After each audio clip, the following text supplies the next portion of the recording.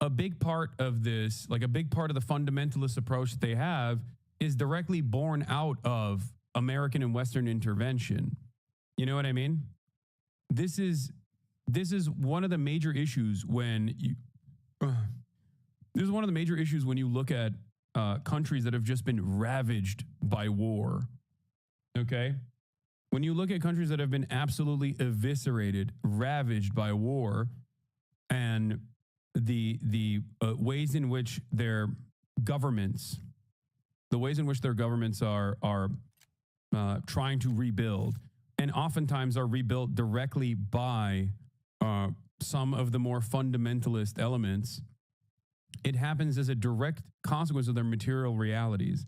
So we judge it as though, you know, the country that has been under a man-made blockade with Western forces and Western weapons by Saudi Arabia and the UAE is, we judge them on the metrics of America, basically. Like, why won't the average Yemeni have the same exact attitude as like an American living in New York City?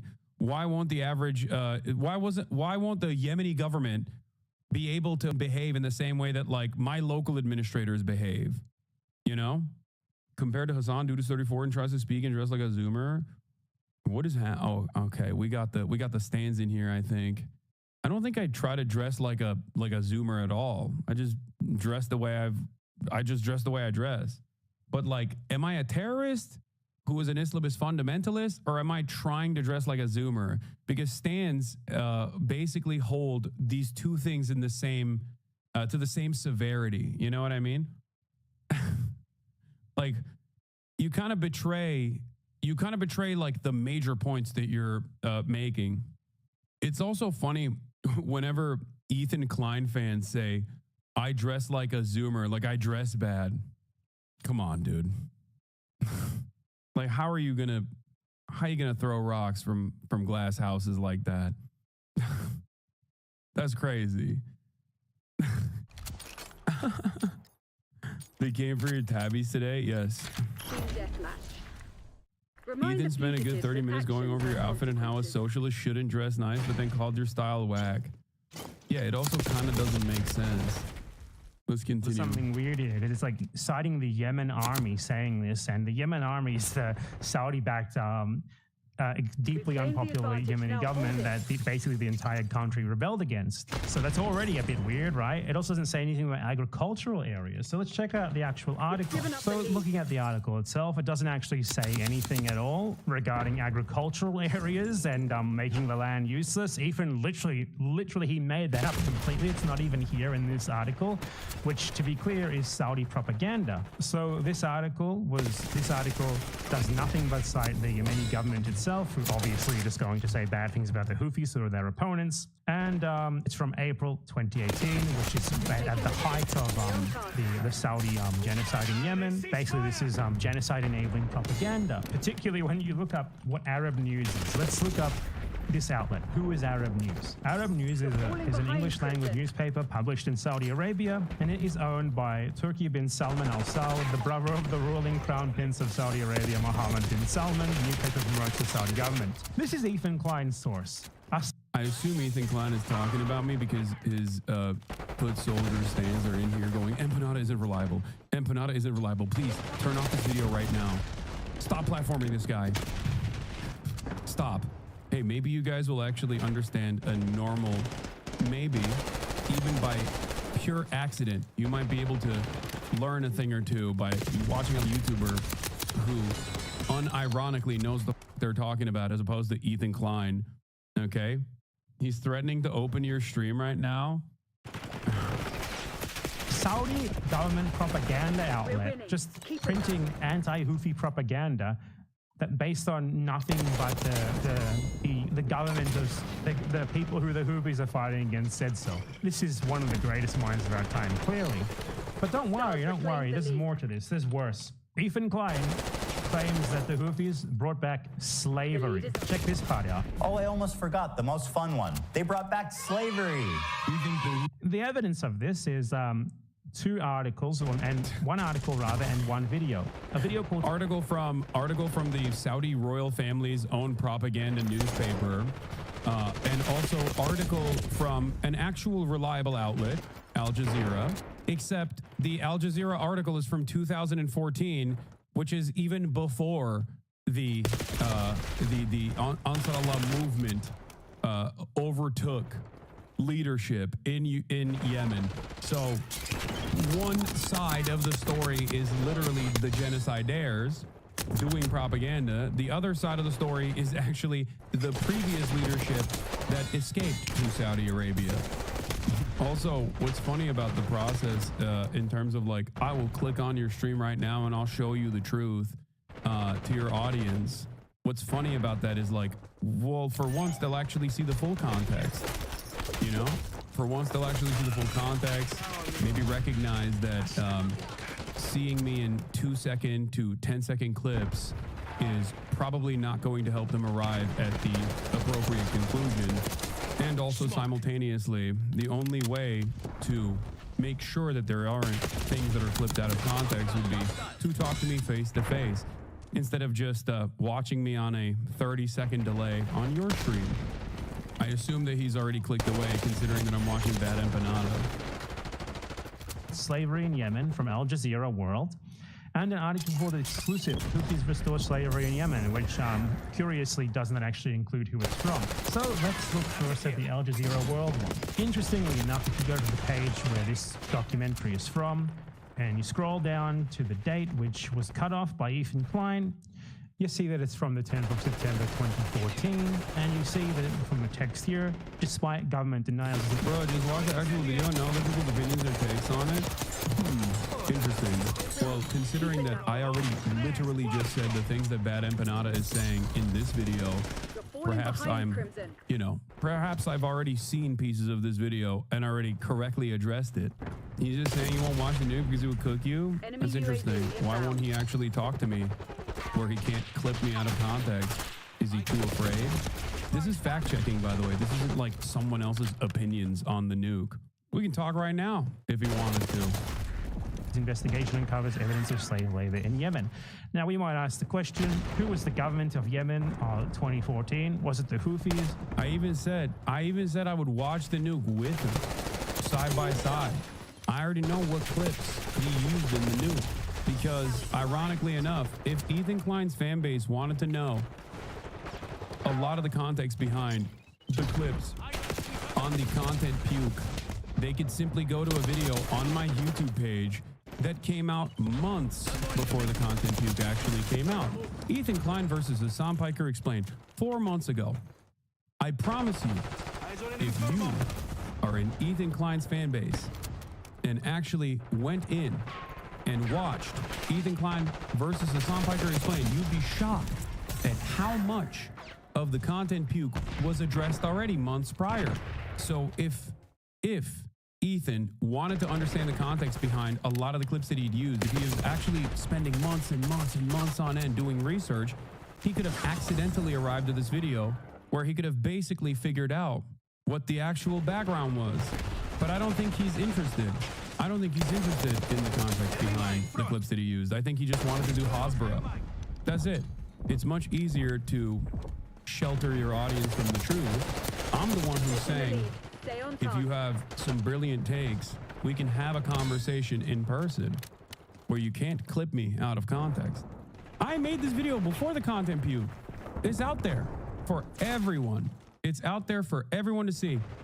And maybe if they watch this video, they'll come to the conclusion, they'll come to an interesting conclusion where they'll go, wait a minute, if there was all of this extra additional context to a lot of the clips that I saw on the content puke, why didn't Ethan do his research? Perhaps he doesn't care about the truth at all. Perhaps he doesn't know about the history of Israel at all. Why not? He's not watching anymore. He pulled up to the stream for a bit and heard the part where he said he's afraid to talk to you, and all he said is going to give me back my hat. So sad, Lamau. What hat? The irony, of course, is that there's also literally conversations that we had face to face that people can go back and watch. Ironically enough, he literally clipped those conversations out of context as well. How do you clip chimp a convo that you were a part of a year later? to completely change the actual points that I was making. He said you're a psycho for having this video pinned. He thinks you have it pinned all the time. No, one of the things I learned from the unethical reactate that I participated in was better standards and practices. One of those better standards and practices was to pin the video that I'm reacting to. No, it was the I don't understand. He wanted my attention for the longest time, and I gave him a crumb of it back, and now he's saying he doesn't want my attention. I'm confused. Like, it doesn't make any sense. It truly does not make any sense. Saudi-backed government. This article is not about the Houthis. It's about the Saudi-backed government. If anything, this is pro-Houthi propaganda because these are the people who the Houthis fought against. But if you thought that was bad, just wait for this. Exclusive. Houthis restore slavery in Yemen. So this is an article by Arshak Al-Awsat. Exclusive. Houthis restore slavery in Yemen. Modern slavery is prevalent in Yemeni regions under the control of Iran-backed Houthi militias.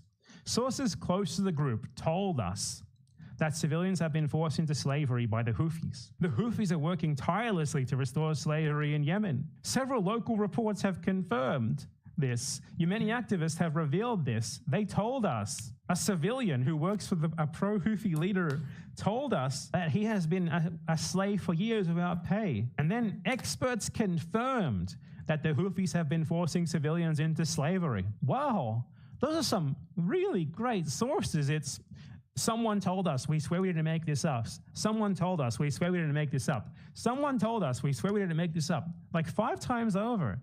That's interesting sourcing there. Even despite any sort of bias of the newspaper, that's obviously just a complete nothing burger. I can't believe I said that. I wonder why. Someone is cleaning up his IG comments on his latest post like crazy. Oh yeah. Wait, I saw that. Wasn't that on his own subreddit, H3H3? People were complaining about, please just stop talking about Hassan. Like, we get it, bro. We get it. We get it. Like, holy shit. Bro, just dial this grown, sad man up and end this if he doesn't want to answer. He's proven a loser. I'm not going to harass him. On the H3 podcast IG, I wonder if they deleted the comments now. No, I'm not going to harass him. I've already made my stance known. If he wants to talk to me about the content, we can talk about the content. He can have the clips ready to go. This newspaper would just say stuff like that so brazenly based on nothing except trust us, bro. I wonder why. I'll tell you why. I don't actually wonder. I know why. Because this newspaper, Arshak Al-Awsat, was founded with the approval of the Saudi. Okay, I covered all this yesterday. I don't know why you guys wanted me to watch this video. Like, I literally covered all of this yesterday. I did this exact same investigation yesterday by basically going through these steps, piece by piece. Arshak Al-Awsat. I mean, I guess there's more people in here, probably more Ethan Klein fans in here as well. Maybe they'll actually see the truth as well. Even though then I'd have to basically explain to them like that the Saudi coalition forces with American weapons did a man-made blockade after the previous very unpopular Yemeni leadership escaped to Saudi Arabia. Saudi Arabia and the UAE basically created a man-made famine in Yemen and killed a shit ton of people. I don't know if you guys knew that or not, if we were in here. The other one we wanted you to watch was about the Jewish expulsion from Arab countries. It's like number 8 or so. Yeah, that's the other thing that I also talked about extensively as well. The comparison between Plan Dalit and the Nakba to forcible Jewish expulsions from other Arab nations who are not Palestinian, by the way, is ridiculous. The fact that he had the audacity to say that 1 million Jews were forcibly expelled from surrounding Arab regions, as though it was the same as the ethnic cleansing that the Palestinians experienced during the Nakba from 1947 all the way to 1949, okay, with untold amounts of planned violence. Like, that is truly, he's playing videos of you explaining the context part and just stopped on it. Yeah, I don't think he wants to see the truth. I don't think he wants to understand the truth, because once again, those are random, those are different Arab countries, okay? Even if they all militarily were trying to expel their Jewish populations, okay? And I'm not saying that there wasn't harassment and people escaping these countries, okay, due to pan-Arabic nationalism, but also beyond that, the actions of Israel against the Palestinian population that created unimaginable backlash, as Jews often suffer around the world when Israel does violent actions that they masquerade as doing so for Judaism, okay? But the notion that this is even remotely comparable to the military actions of Zionist brigades, early Zionist brigades, is insane, okay? There is no way to look at that. There is literally no way to look at that other than just pure Hasbara. That's why I pointed out that this is either pure stupidity and Ethan does not know the real history, okay? Like, if he's calling me anti-Semitic for saying that the Israeli government also participated in collaborating and in some instances applying pressure from European countries, or rather directly blowing up synagogues in Iraq, for example, then he's not calling me anti-Semitic. He's calling Avi Shlaim anti-Semitic, for example. Okay? Except for Hassan viewers, every action that Hamas does can be justified because of the apartheid. No. This is completely incorrect. Okay? It's completely incorrect. And the only reason why you're saying that is because you're trying to cope, but you unfortunately are not clever enough to come up with a better Hasbara talking point. You're attacking a straw man that you made up in your mind. My argument is never that everything that Hamas does, Hamas is infallible and everything that Hamas does is good. It has never been my argument at all. My argument is that the standard of violence is set by the colonial entity. Okay?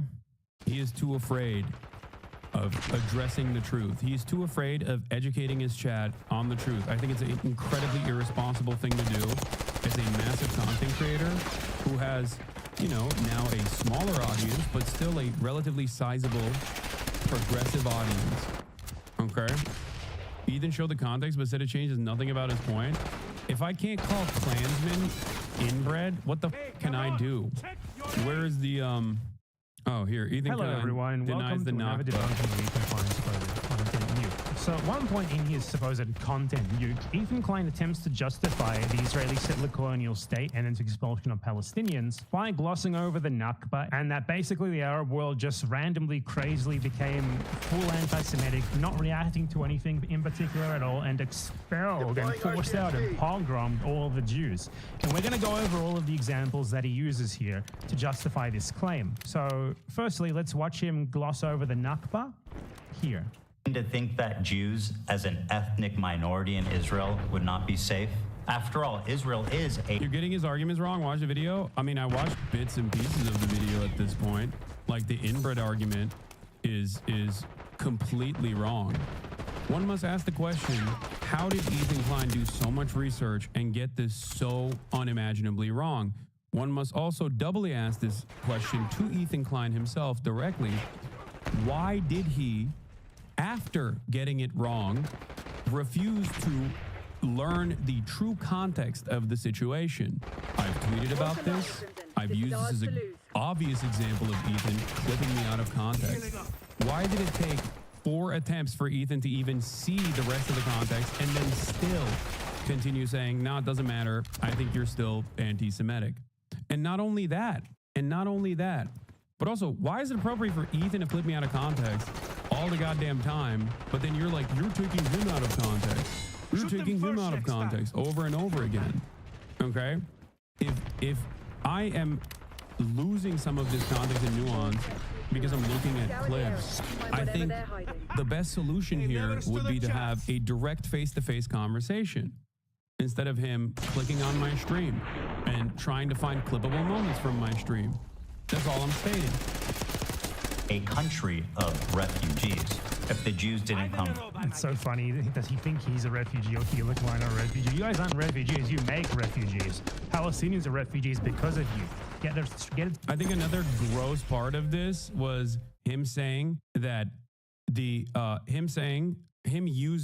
saying that rapes happening on October 7 does not change the dynamic for me one bit, and that this does not justify genocide.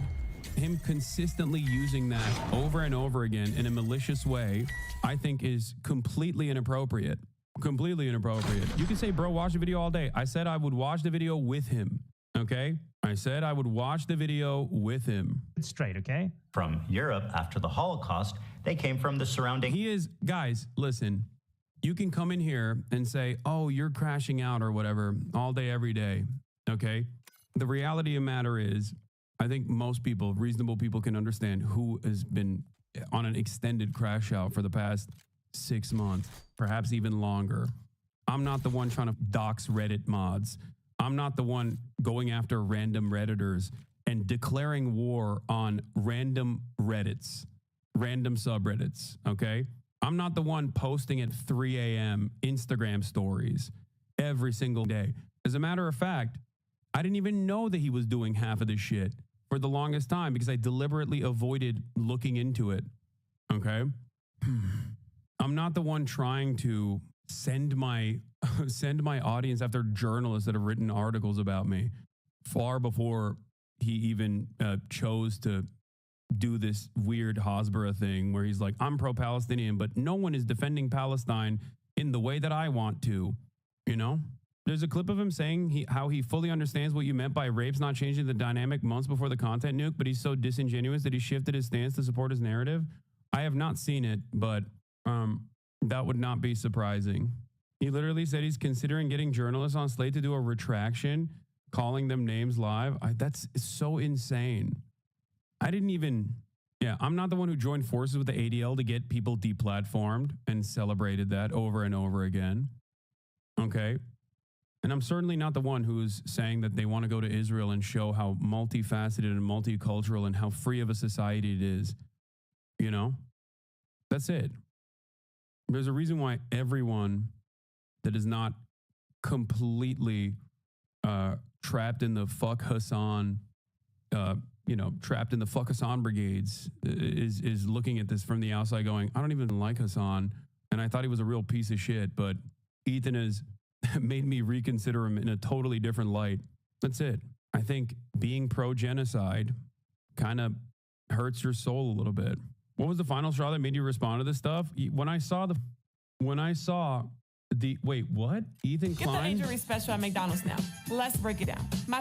Ethan, wait. Slate did a podcast on Ethan Klein attacking How could you not? FOMO.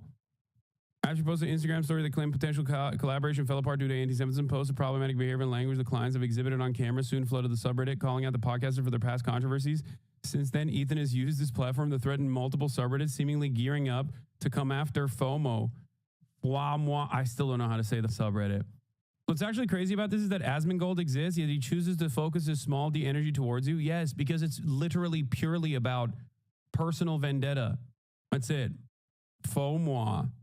The Klein's battle against FOMO begs the question, can you sue a subreddit for defamation? And should snark pages prepare public figures to fight back? Kind of blows my mind that everyone gets that was wrong. Hassan's poop sock actually... Everyone gets... It's obviously foam. Based off the... Everyone's like, wham, wham, wham. It's FOMO. Come on. Linking this? Oh my God, and I banned him for the day? Shut the fuck up. I'm going to click on this link now. Hold on. I'm going to click on his link.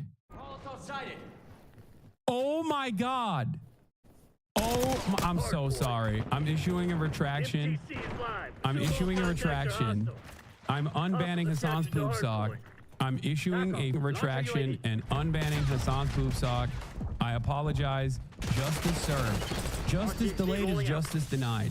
But yet, justice is still served on this day, okay? Wow. Vindicated. Hassan is a woman. I am freeing him. I thought he was doing a poop sock. His name was Hassan's poop sock. Give me a break. Okay? You know what? Hassan's poop sock, if you're still in here after you got a one-day ban, and I don't know if you are, but if you're still in here, you have one poop sock, like an actual poop sock that you can send me at any given moment. It doesn't matter. I could be interviewing Bernie Sanders, okay? and you can send me a poop sock and I will click on it in front of Bernard Sanders, okay? You have a lifetime one usage poop sock, okay? I think that is a appropriate IOU for the one-day ban that I very quickly resolved after finding the truth. After 2 hours, his one-day timeout turned into a 2-hour timeout, and I'm giving him reparations, okay? And I'm telling him he has a one-time poop sock opportunity. He's currently watching an out-of-context clip of you yesterday, explaining the context of a clip he watched out of context. I can't make shit up.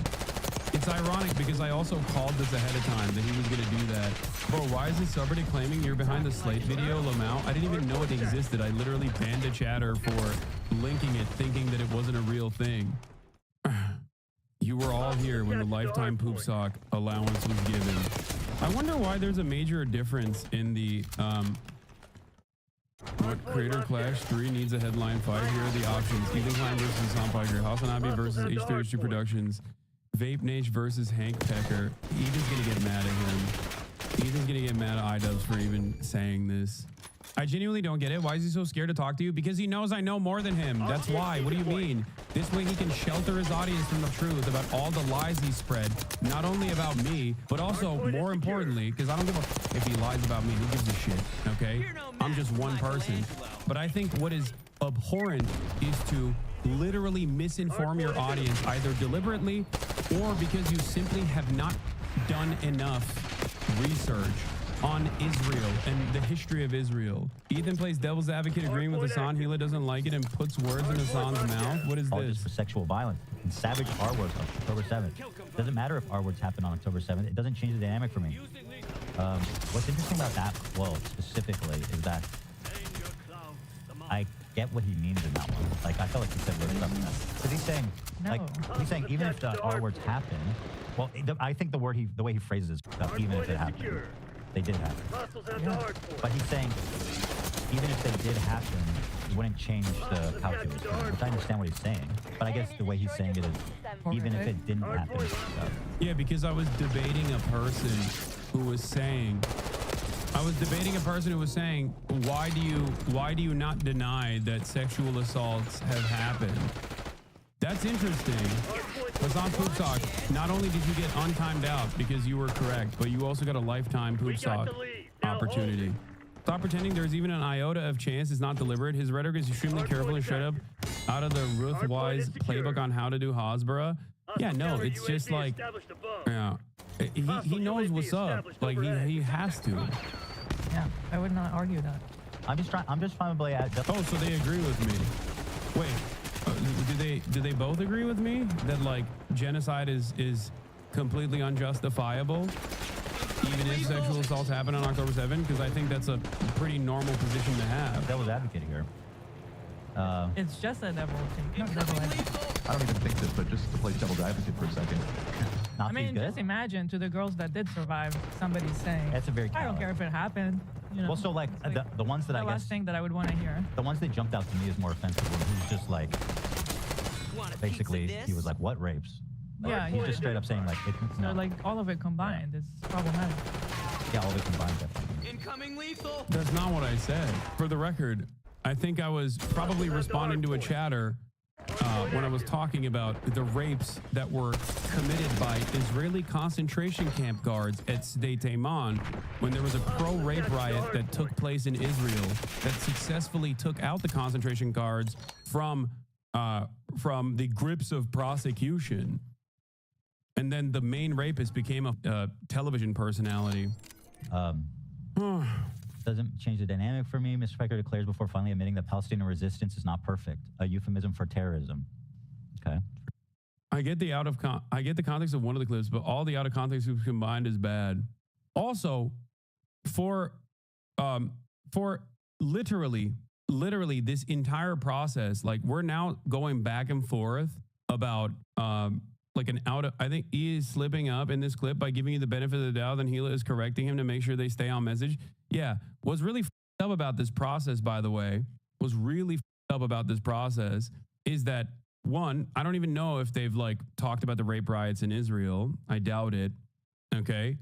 But two, there literally is not even any personal evidence so far, with one exception from the UN report.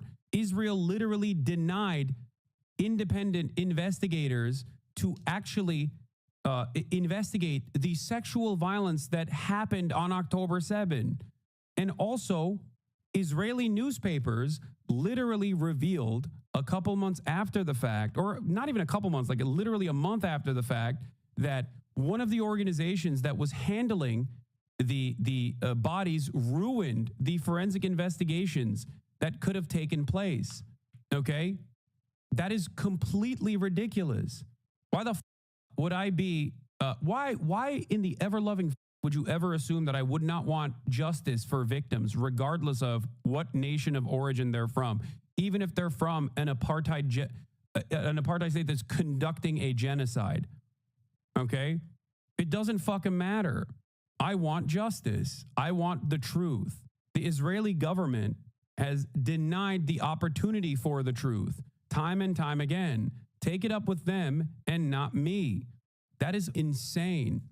This tactic was so commonly applied in the immediate aftermath of October 7, where people in America, prominent Zionists in America, would get mad at college students for basically saying the exact same thing that Haaretz's editorial board was writing and reporting on. Like, they would say, this is the most anti-Semitic thing that has ever happened in the history of mankind, is what the attitude was for college students that were basically saying verbatim the exact same thing that the Haaretz editorial board was saying. Yeah, here it is. Israel blocks UN probe into Hamas sexual crimes from October 7 to avoid inquiry into abuse of Palestinians.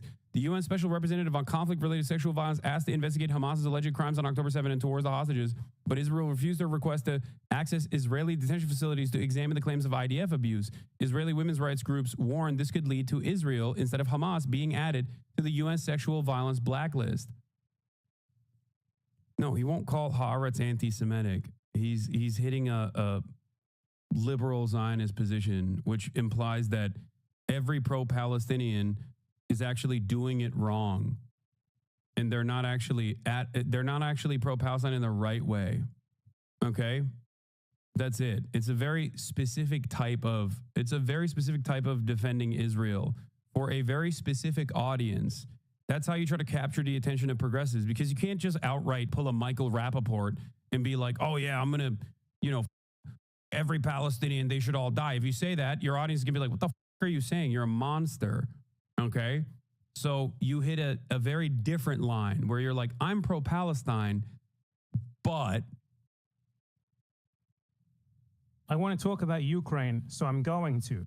Oh, not this one. Hold on. This is what Arab countries that expelled them in massive amounts following the 1948 war. In fact, there was more Jews. Was it his original argument that you yourself weren't anti-Semitic, but your audience was anti-Semitic and you were harboring anti-Semites? What happened to that? Yeah. What happened to that is he just went balls to the wall and started being like, no, I'm pro-Palestine, but Hassan is really anti-Semitic, because who gives a you know what I mean? Who gives a his audience is not going to double check it. His audience is not going to be like, wait a minute, this guy that you had a podcast with who literally has spent the past 10 years fighting anti-Semitism online to such a degree that you and him had the exact same neo-Nazi enemies who, still hate me seemingly more than they hate Ethan, which is what's so crazy. Like, I think what ended up happening here is like I'm not saying he's pivoting to the right, okay? Because that's what a lot of people's suspicions were, that Ethan is like pivoting to the right. But I think he got back into good graces of a lot of bottom-feeding drama slop tubers by attacking someone that they hate more than even Ethan Klein. Again, goes into what I was saying with clip farming. Everyone desensitizes each other, so when you hear heinous shit, you don't feel bad for it. That's what it is. displaced than Palestinians during the Nakba. So the Nakba for him was just a war, like this long-planned expulsion of Palestinians, which the Arab intervention was explicitly a reaction to. So how is it a nation of refugees when it declared its independence and its own like dominion over land that it had taken from Palestinians when these people weren't even there yet, obviously? And then watch this. 1 million Jews. All of these surrounding Arab countries had vibrant Jewish communities and huge number, hundreds of thousands. Now, if you look at them, you're looking at close to, if not literally, 0 Jews left in these countries. Just to give you an Now let's go over his examples of this, okay? Let's go over his justifications for this and let's see how much this lines up with his narrative of expulsion. Idea. Here's a visual representation of the Jewish refugees after 1948. Morocco had 265,000 Jews. Now it has 2,000.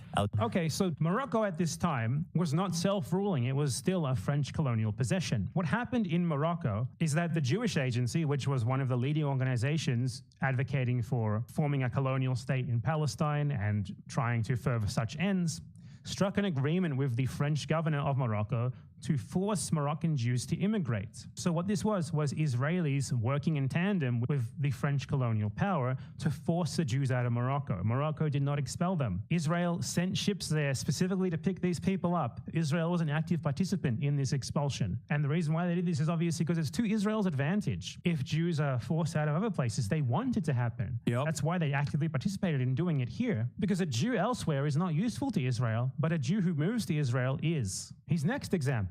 Algeria had 140,000. Now it has about 50. Algeria. What Algeria's happened the in funniest Algeria? one. Well, Algeria was also a French colony. And when the French colonized Algeria, they murdered about 3 to 4 million. By the way, literally said almost verbatim the exact same things that Bad Empanada's talking about right here yesterday when I heard Ethan for the first time on pieces of his content puke talk about how like 1 million Jews were ethnically deported from their ancestral homelands in surrounding Arab nations. You know? Algerian Muslims who were the majority population. And in an effort to divide and conquer, they attempted to divide the Jewish population of Algeria from the Muslim population of Algeria when they colonized it by passing something called the Crémeau Decree, which afforded French citizenship to all Jews in Algeria. This turned Algerian Jews into French citizens.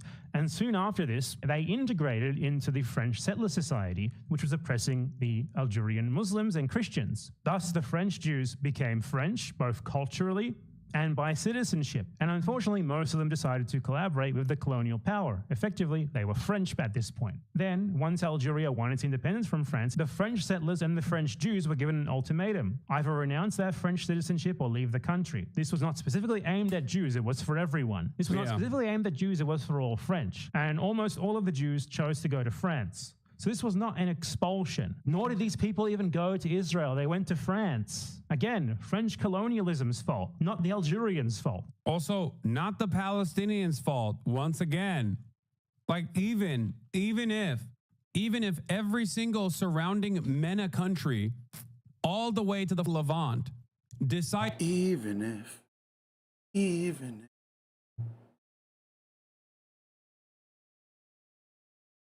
you don't love more. independently to forcibly expel their Jewish populations, that still would not be the fault of the Palestinians. Because guess what? Arabs are not a monolith, okay? They're not one blob of inferior peoples. That's what's so frustrating about this. That's why it's such a classic Hasbara line, okay? To just turn around and attribute the suspected crimes of all Arab nations, like different Arab nations with different cultures, different languages that they speak, to the Palestinians that were ethnically displaced from their indigenous homelands. How insane is that? If you scratch the surface of that commentary, you immediately recognize how unimaginably racist that is. So why is it that a supposedly progressive person who has the audacity to claim that they're pro-Palestine engaging in this kind of sentiment, engaging in this kind of monolithizing that you hear from Trump supporters when they talk about all undocumented immigrants? Why? It's because that's how Zionism works. That's why even if you're a liberal Zionist, you still are lapping up a metric ton of fascist, ethno-religious supremacist propaganda. That's it. It's racism through and through.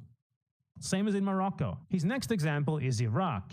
Iraq is actually a country that very desperately tried to keep its Jews. Iraq even passed laws which forbid Jews from leaving for Israel, as you can see listed here in this article. But what happened? Well, Iraq was the target of pervasive terrorist attack by Zionist/Israeli agents in order to create a narrative there of Iraq being untenable for the continued presence of Jews. After a number of terrorist attacks, and the Israeli government lobbying the Iraqi government to allow Jews to leave, they rescinded the law that prevented Jews from leaving for Israel, which then resulted in mass migration of Iraqi Jews. So as you can clearly see, this is... By the way, this was also reported by Israeli academic Avi Shlaim, okay? He's British-Israeli of Iraqi descent.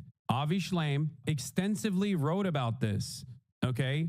Once again, if you are a responsible, supposedly progressive, supposedly pro-Palestinian content creator in the way that Ethan Klein claims he is, he should have done at least a little bit of reading on the matter instead of going to a person who has done the reading on this matter and falsely smearing him with accusations of anti-Semitism at a time when anti-Semitism is exploding. That's what's so crazy about this. Like, you're attacking the wrong person, okay? And you're also lying. You're lying about the history of the genocidal apartheid state that you're trying to desperately defend. This is nowhere near as black and white as just people being expelled to Israel. The Zionists wanted the Jews to leave. They wanted them to leave by any means necessary, to the point they started bombing synagogues in order to create this sort of fear among the Jews there so that they would want to leave. And then they exerted government pressure, and then they exerted diplomatic pressure on the Iraqi government to that end as well. Iraq had 150,000 Jews, now 10. And I want to give a special shout out to my boy over in Afghanistan, one known Jew. We know him, we love him. So now he brings up Afghanistan. I think it's pretty clear that Ethan Klein doesn't actually know what the is even going on here, because Afghanistan is not Arab. Afghanistan is in Central Asia. Yeah. So it's like Afghanistan is not Middle Eastern, it's not Arab, it's in Central Asia. They didn't speak Arabic there. That's also, ironically, Amera brain rot right there. That is like perfect Amerifat. That's like perfect Amerifat sentiment. You know what I mean? They're all, what are they, like Muslim or Pashtun, but that's like a different kind, you know what I mean? They're all the same. They're not Arab at all. Just because they're Muslim, he thinks they're Arab. Afghanistan did not expel anyone in reaction to the creation of Israel. Nothing like that happened. It was essentially neutral during the whole thing. No one there. I just tuned in and he said, you didn't think the Holocaust, you think the Holocaust didn't happen? Yeah, okay, dude. Yeah, good luck. I don't even believe that. I think this person is just drama baiting. I don't think Ethan is that brain broken to lie about such a severe thing. Yeah, I think this person is baiting to try to like extend the back and forth. Nah, he literally just did. If you clip it, I will only believe you if you clip exactly what he said. There is 0% chance that Ethan Klein is saying that I am a Holocaust denier. There is 0% chance. They really cared about it. It was not a part of the coalition that responded to the Nakba by attacking Israel or anything like that. So this simply does not fit into your narrative here. It's outside of it. You citing it is incredibly stupid. He's the one Afghan Jew. They were forced to leave their homes, their lives, their property, and migrate to the only place in the world that would accept them, which was Israel. The irony of this whole situation. He said that's like Holocaust denial. The process in which Jewish people voluntarily migrated to Israel, okay, or migrated to Israel in the ways that Bad Empanada also here correctly explained, including Mossad operations to create a sense of panic and uncertainty and instability in the Iraqi Jewish population. To compare that to the Holocaust is literally Holocaust revisionism, okay? That is unironically akin to Holocaust denial, okay? That is shockingly anti-Semitic. Is that after the 1948 war, when Israel won. He keeps calling Israel. Yeah, the Nakba, the 1948 war, that's another telltale sign that you're just also doing pro-Israeli propaganda. Like, you can't just call the Nakba as a pro-Palestine person, okay, as a pro-Palestine person, calling the Nakba, which was the ethnic displacement of 750,000 Palestinians from their indigenous land after untold amounts of violence and atrocities, including the ones in Deir Yassin, okay, very famously, horrifying shit that the Zionist brigades did initially, okay? Calling that the 1948 war is straight up a dog whistle, okay? It's also interesting because if it was a war, why the did the Israeli Zionist brigades, after the Israeli state was developed, why the did they not let the Palestinian civilians back to their villages? Why did they famously shoot and kill Palestinians that tried to go back to their villages? Why can Ethan Klein, an American man born in, I think, California, if I'm not mistaken, go and visit Israel, but the people that were displaced from their ancestral homelands cannot visit Israel and don't have that freedom? We have American congresspersons that are Palestinian that don't have the same freedom of travel that Ethan Klein has in Israel, let alone the West Bank. How do people not understand that this is a completely unacceptable situation? Lena's birthday. By the way, let's not forget that Hassan just straight up lied about Jews not being massively expelled from Arab countries. Like, what? What? That's like Holocaust denial. I don't deny the Nakba. I fully acknowledge the realness and the upness and the terribleness of it, you know? And why'd you keep calling it 1948 war then in your content puke? He just goes back and forth on his position. Sometimes he calls it a genocide. Other times he calls it not a genocide. Sometimes he calls it an apartheid. Other times he doesn't know. Sometimes he understands what I mean when I say that sexual assaults happening, the likelihood of sexual assaults happening does not change the dynamic of doing a genocide upon the entire Palestinian population. Then months later, he forgets that he understood the context and then puts that in his video over and over again, saying, oh, he's a rape denier. He's a rape denier. You know, Me Too means Jews too. That kind of Hasbara bullshit. Okay. just the trauma of that incident. But Hassan is basically like the Holocaust didn't happen. I mean, it's a million Jews being expelled from. Please tell me someone in this, please tell me a singular person in the background, in the production side was like, hey, Ethan, I think you're engaging in Holocaust revisionism by comparing what you are claiming is the forcible expulsion of 1 million Jews from surrounding territories into Israel to the literal Holocaust. Expelling and genociding Palestinians to steal its country from them, just a war that they won. On the war to declare its independence, the Arab countries got super anti-Semitic against their own Jewish citizenry that had nothing to do with Israel. And that had nothing to do with Israel. I very much just showed you that a lot of it had a whole lot to do with Israel, obviously. Obviously, if you genocide an entire Arab population and do so while screaming, we're doing this for Jews, we're doing this for Jews, we're doing this for Jews, some people are going to take you at their word. But still, that's not even what happened in the majority of these cases, as I just went over. His Algeria example was just completely misconstrued. The Jews of Algeria, in their majority, went to France, and it had nothing to do with anti-Semitism, everything to do with, you know, them not wanting to let the French colonizers keep living in their country after they kicked them out. Morocco, again, carried out by the French colonial occupiers with the enthusiastic collaboration and lobbying and pushing of the Israelis. Iraq, correct the record of what he said originally. He said 1 million Jews were expelled during the Nakba, and he specifically made that comparison that it was more than the Palestinians expelled during the Nakba. Exactly. That's the other side of this. He literally said a more devastating thing happened to Jews in the MENA region, Middle East and North Africa, than the Palestinians being forcibly displaced from their ancestral homes in a planned expulsion following massacres, deliberate massacres and planned ethnic expulsion of Palestinians. Okay? This was not Hamas. This was not Hezbollah. These were Palestinian villagers.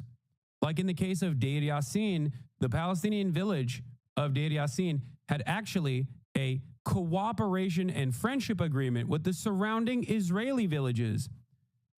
Not Israeli, surrounding Zionist or Jewish villages that had Zionist brigades working alongside the Jewish villages in the area. This was before Israel even existed. Okay? Zionist terrorists helped that process quite a bit, didn't they? And the Israeli government literally lobbied them for it to happen. Afghanistan, nothing to do with any of this. So he erases the Nakba and slyly tries to justify the Israeli settler colonization of Palestine by just calling a complete ethnic cleansing of as many Palestinians as they could get their hands on in order to steal their land. Nothing more than a war which Israel rightfully won.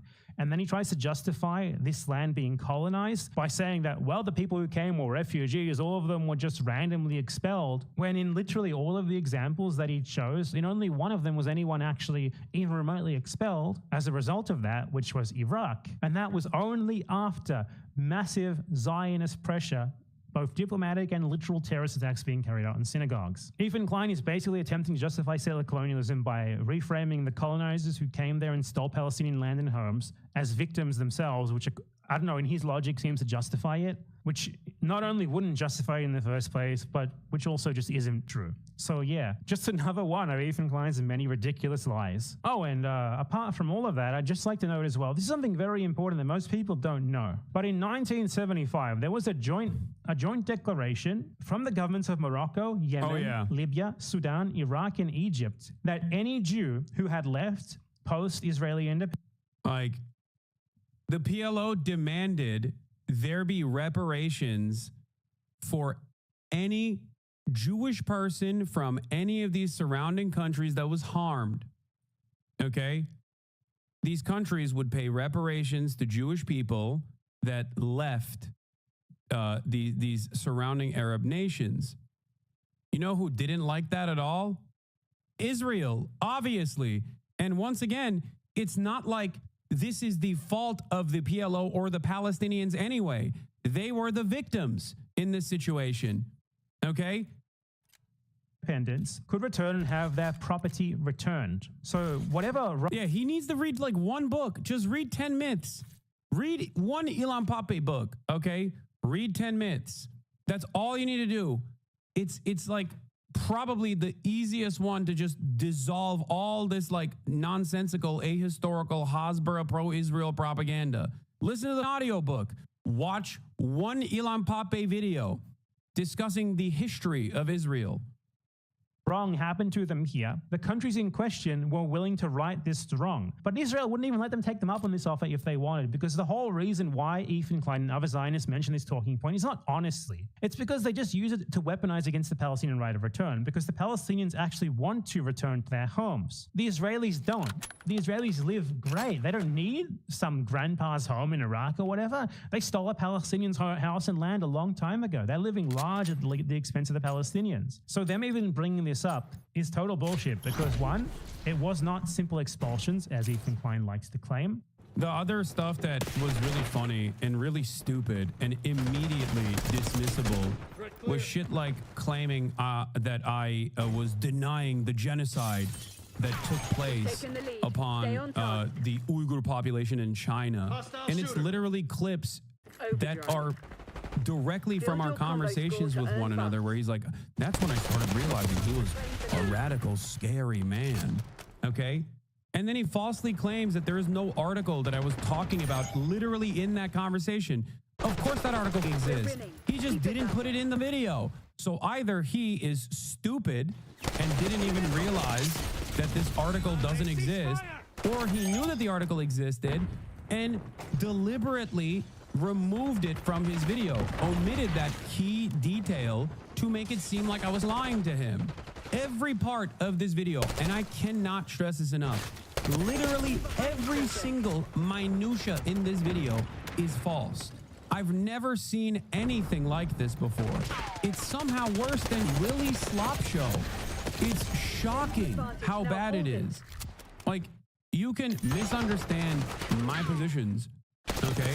But how the f do you do it this bad? Also, you didn't even say death camps during that. You just put that word in your mouth. Yeah, no, I very specifically said it's not death camps. It's concentration camps. It's re-education camps. That's what I said, because that is the truth, okay? It was so bad. I think Willie Slopshow was fact-checking Ethan. That's so funny. And obviously all other Zionists like to claim. Two, the countries in question have offered. They have invited these people back, while Israel has never done that for their Palestinian victims, has it? And they invited them back literally 15 years ago. 15 years ago. In many of these cases, that was like only a few years after they left. Like 5, 10 years after they left. The Palestinians have been exiled for 80 years by Israel. There's no comparison here. Israel has never made any such offer like this. In fact, Israel has never even acknowledged Palestinian ownership of a single stolen plot of land or a house or anything like that. So yeah, there's no equivalence here regardless of how much Ethan Klein and other dishonest Zionists like himself want them to be. Just another one of Ethan Klein's disgusting lies and his pathetic content puke. What else does he have in here? Ethan Klein paid off by Zionist billionaire? I don't know about that. Watch 5. Ethan Klein's insane Islamophobic Hello, conspiracy everyone. Welcome theory. back to another episode of Ethan Klein's content nuke being destroyed. In this one, I want to cover really quickly Ethan Klein spreading a far-right Islamophobic conspiracy. Which Elon Pape book would you recommend first? 10 Myths. 10 Myths is it's the easiest to read. Theory regarding a made-up holiday, which they call International Jihad Day or International Day of Jihad.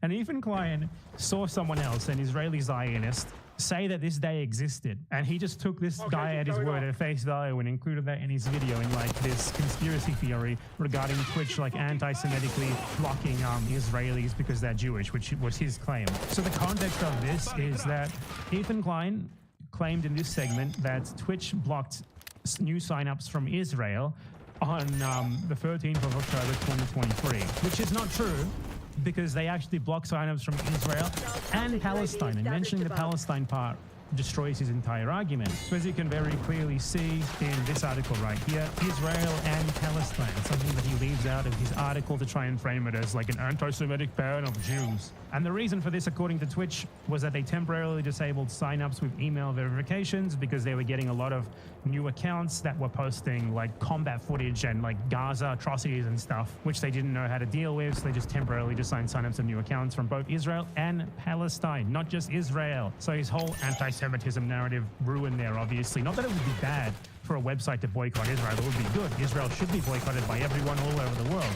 But in this case, unfortunately, that wasn't the case. It was just a strategic moderation decision to try and control the amount of, like, obviously not allowed on the platform, like, material showing violence and stuff that was being uploaded from these two places. And Ethan Klein lied about that being an anti-Semitic ban on Israel. But aside from that, he literally claimed that this ban happened because, I shit you not, according to him. Yeah, this part is also crazy because like this part is also crazy because straight up, okay, all of the stuff that he did that I didn't even address in terms of like coming after every pro-Palestinian person, linking alongside, linking up with like the ADL and also Sex Pestiny and his Brigadier General Dan Diddy G Saltman, okay, to say that like, to literally go along with his lies, by the way. Like Dan Saltman straight up lied to every news outlet and the thousands of emails that he sent saying that Twitch had banned every Israeli account or some shit. Then they realized that they lied to every goddamn person and they tried to be like, oh, all right, well, you know, oopsie, I guess it's fine. 60-year-old weirdo too. Daniel Blake Saltman, who got millions from Sean Diddy Combs to make, what was it, Tiny Chat or whatever? Right, he was like, delete this part of the VOD. Yeah, Dan Saltman was trying to get Tom Cotton to pull me in front of Congress. Tom Cotton, these guys are liberals, by the way. Remember, they're liberals. He tried to get Tom Cotton to call me in front of Congress to investigate the anti-Semitism of my chat. That's what he was trying to do. Can you imagine how insane you have to be to on the one hand, claim that you're a liberal, and then on the other hand, using a fascist like Tom Cotton to investigate a petty beef that not you, but your sex pest daddy had with another content creator. That's what's so shocking. The well of depravity, dude. It is psychotic. Wonderful people Ethan aligned with here. Wonderful people Ethan Klein aligned with. Such a fantastic time. This is what I was talking about when I said, like, there's a literal genocide going on, and that's what Ethan Klein was spending all of his time on whenever he addressed Israel or Palestine. He can cry behind his Instagram stories all day, every day. I'm here. I can talk to him in person. Like, this is why it's so funny. Look. You think about leaving your echo chamber anytime soon. You wrote that while I was in the process of saying, I'm willing to talk to Ethan Klein in person. He's the one who's avoiding me. Like, how funny. I don't think you know how words work. You know what I mean? I don't think you understand the language that I'm speaking. I don't have a sub-only chat. I don't have a members-only chat. I don't ban paid members for having disagreements with me to this degree. The disagreements do exist, and I have banned paid members in the past. Some of those instances, ironically and very famously, have been plastered all over the internet to declare me the top transphobe. Okay, if you guys remember. Those paid members are still here. I don't remove comments meticulously from every single one of my videos because they are showcasing my depravity for all to see. You won't talk to you on stream because he can't erase the last 30 seconds of your stream like he can with his? I did bring back Hassan's poop saw. I brought his ass back. Twitch observes a holiday which according to him and this guy who is uncritically citing is called the International Global Day of Jihad or something. Just watch. Israeli and American media started to pick up the story, which finally forced Twitch to respond. He also explains the block started on October 13th, which happens to be Global Jihad Day, when Islamic terrorists call on others globally to act, which he...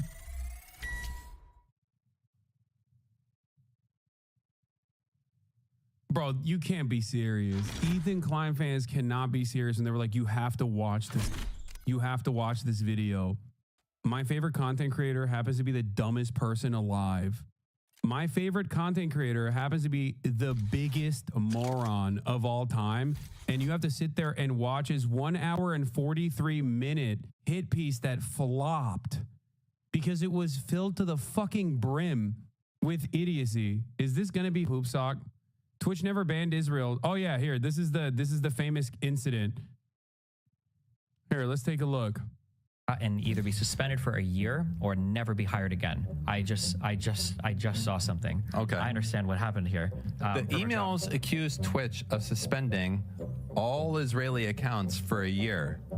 A claim the company debunked. You have to go back. Do you see what she did? Well, like that would be an egregious. That's like journalistic malpractice. That's a fabricated quote. I don't understand how this happens though. Like how does someone keep their job after doing this type of shit? Because like the thing is, I sent this to the editor and I said this was incorrect and that I've never said this. Okay. You're sure that your emails don't have the?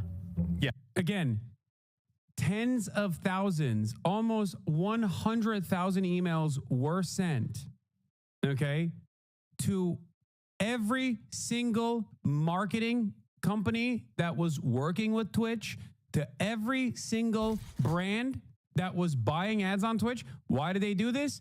Because I don't have individual sponsors that they could go after. So they were like, it, we'll just take down Twitch. That weirdo right here openly said, I'm doing this because this sex pest and serial harasser and doxer, okay, and his rabid community of sycophants are not getting unbanned on Twitch while Hassan is still dominating the airwaves on Twitch. They openly admitted it. He said he didn't give a about any of this shit. He has said anti-Semitic shit. They both have said unimaginably anti-Semitic shit.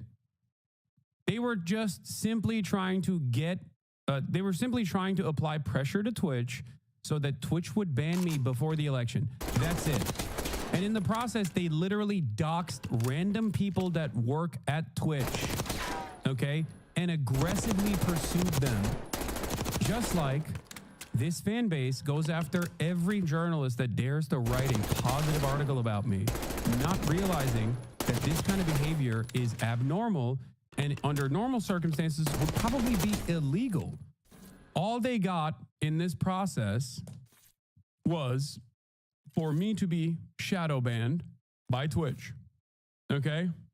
All they got in this process was for me to get shadow banned on Twitch. So on the day of the election, the only account that popped up was Asmongold's account.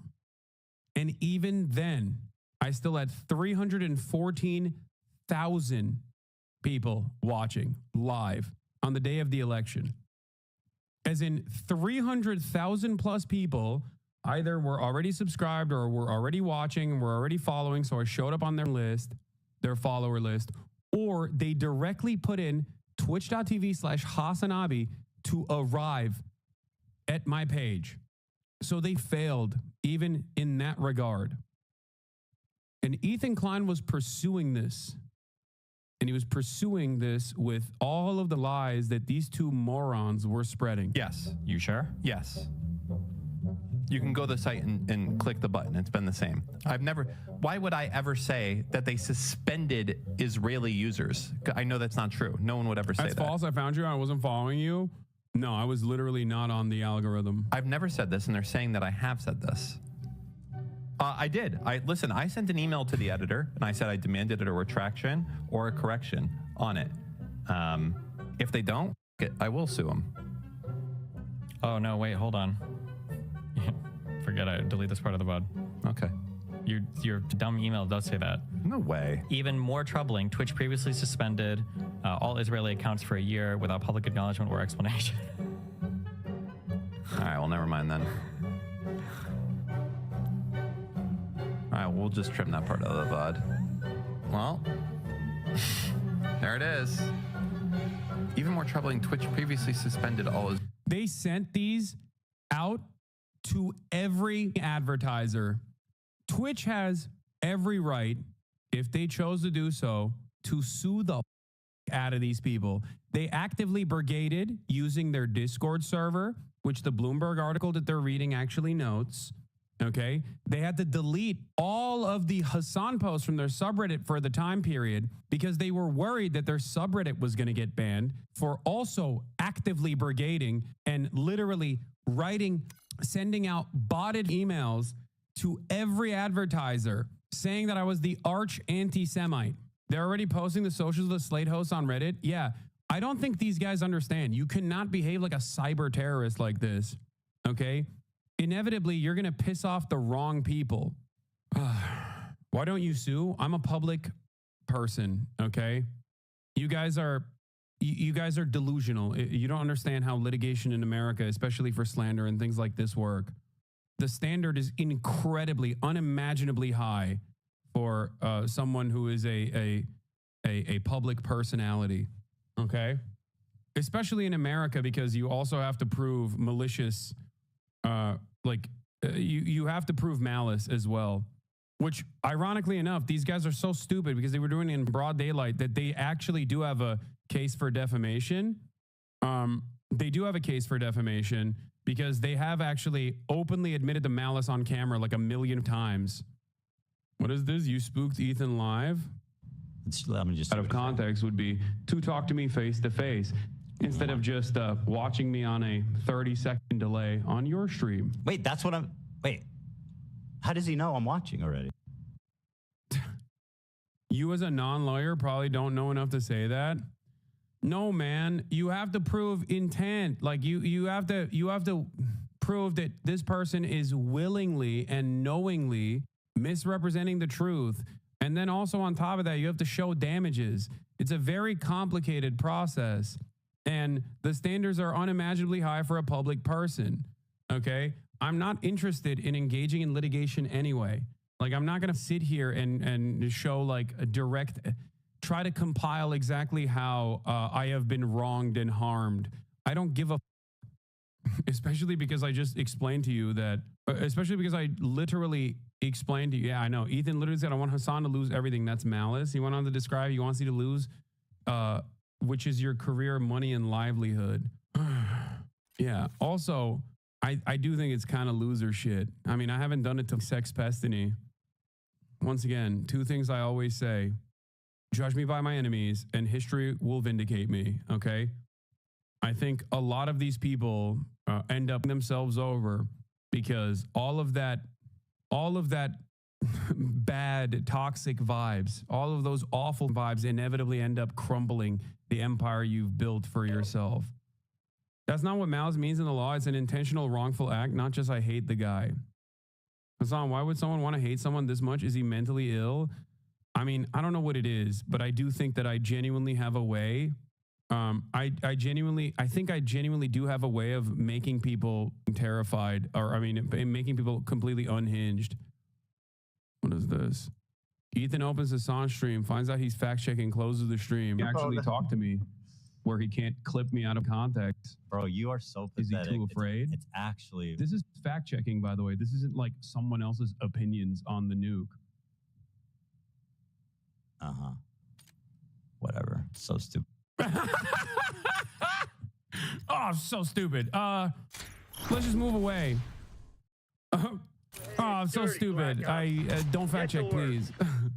Yeah. God forbid you show in real time any number of different lies that you told to your audience about Israel's history. Okay. Not even just like me out of context or anything like that, but just lies you've told about Israel, Israeli history in general. Oh no, they might accidentally learn something. They might accidentally learn the truth. Oh, how far the mighty have fallen from doing this to Steven Crowder to basically becoming the Steven Crowder. Thinks is an odd coincidence. They were never... Global Jihad Day! Twitch banned all Jews in the world on Global Jihad Day! It's everyone's favorite holiday, you know, Global Jihad Day. So what actually happened? According to this article, what happened is Khaled Mashal, the former political bureau chairman of Hamas, called for what he called a day of jihad, which was not a day of calling for terrorism or something. He said a day of general mobilization in the Arab and Islamic world. And I used to be a fan of both of you, and the longer it's been, the more I'm realizing that you're right and Ethan is just lying. I felt very gaslit at first. Yeah.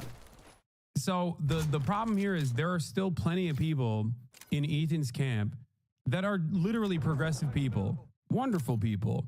They're just completely duped by the very carefully crafted echo chamber that Ethan has cultivated in a way where he is basically presenting complete falsehoods, not only about myself, but more importantly about Israeli history.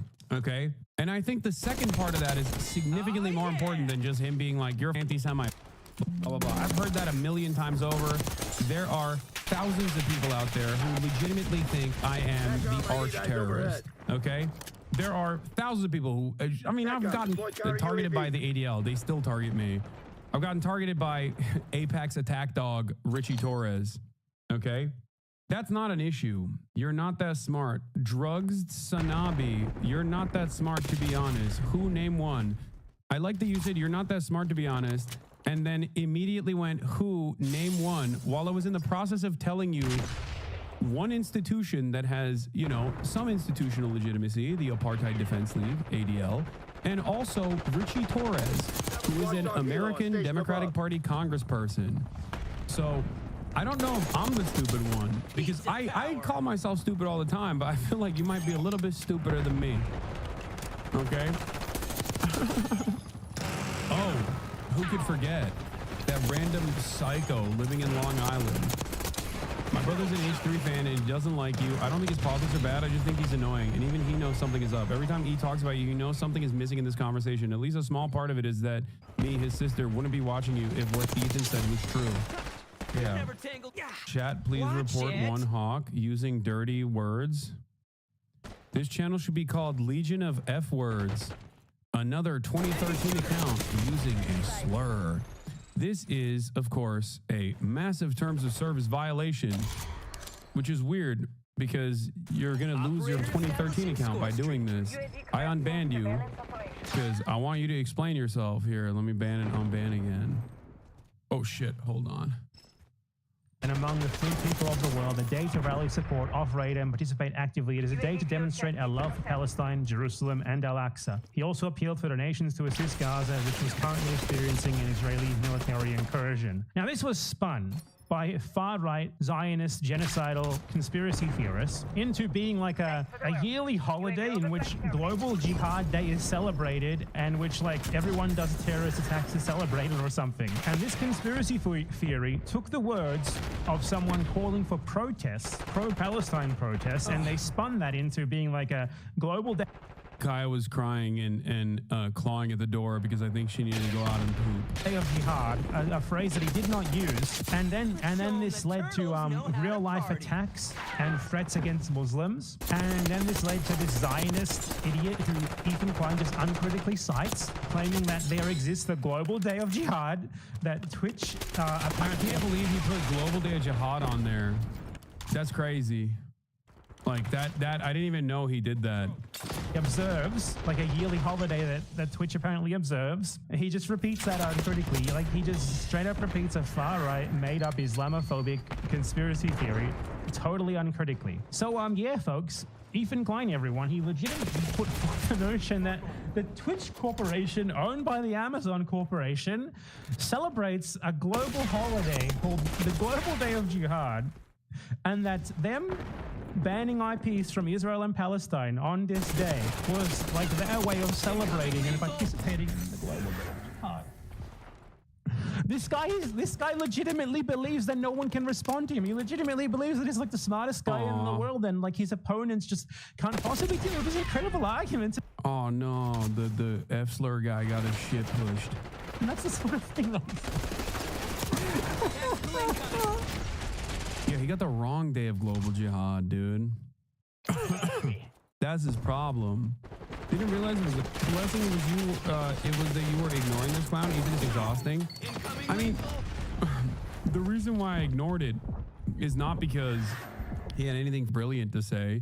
The reason why I ignored it is because I know how he operates. He's just gonna, if I reacted to it on stream, he was literally gonna clip shit out of context as he's done to the minimal amount of things that I've responded to already, where he will just cut it out of context and then be like, what's he even saying? What's he even saying? He's done that like 3 times now. Why the would I ever not directly talk to you if you're just going to keep cycling clips out of the Sex Pestiny subreddit over and over and over again to make it seem like I'm just being crazy, you know? You seem most pissed the general public doesn't agree with him at all. Yeah, he literally reacted to a clip that was cut maliciously and went, I don't understand. What is he even saying? This doesn't make sense. Anyway, ultimately, I think his audience is getting annoyed with this shit anyway. Like, that's why they're leaving in droves. So all you can do is resort to Instagram stories over and over again. Ridiculous, petty shit. I just don't think that... I wonder why he's so afraid. When the title changed from Justin Bieber to a Hassan thumbnail, yeah. His audience doesn't like this shit either. They probably think it's annoying. Please watch his Anne Frank one, because that's the grossest one that he did. Okay, you guys are literally making me slowly but surely watch every piece of this content puke by making me watch different bad empanada videos of him covering it. Well, I'd just like to go over another ridiculous talking point from Ethan Klein's content puke. Haha, I'm very funny, aren't I? Oh. What started the hate with you and him? I don't hate Ethan, even after all this shit. I don't. I mean this sincerely. I hope he gets help. I'm not joking when I say this. I want him to get better. Why doesn't he just leave you alone? Hurt ego paired up with an inability to recognize that like his own community turned on him because of his positions on Israel, and also because I think drama is how he makes his money. I'm not the first co-host that he is like literally pursued in this insane way for years and years. Ethan doesn't have any content if he doesn't have any enemies, okay? And for the most part, I think it was like usually a lot of his villains in his universe were objectively bad people. You're also discrediting that his wife probably dislikes you more and is pushing him to do this. Yeah, I think that's part of the reason why people weren't like looking at this stuff in the same way. I don't think he's ever vilified a person that wasn't like a Keemstar. You know what I mean?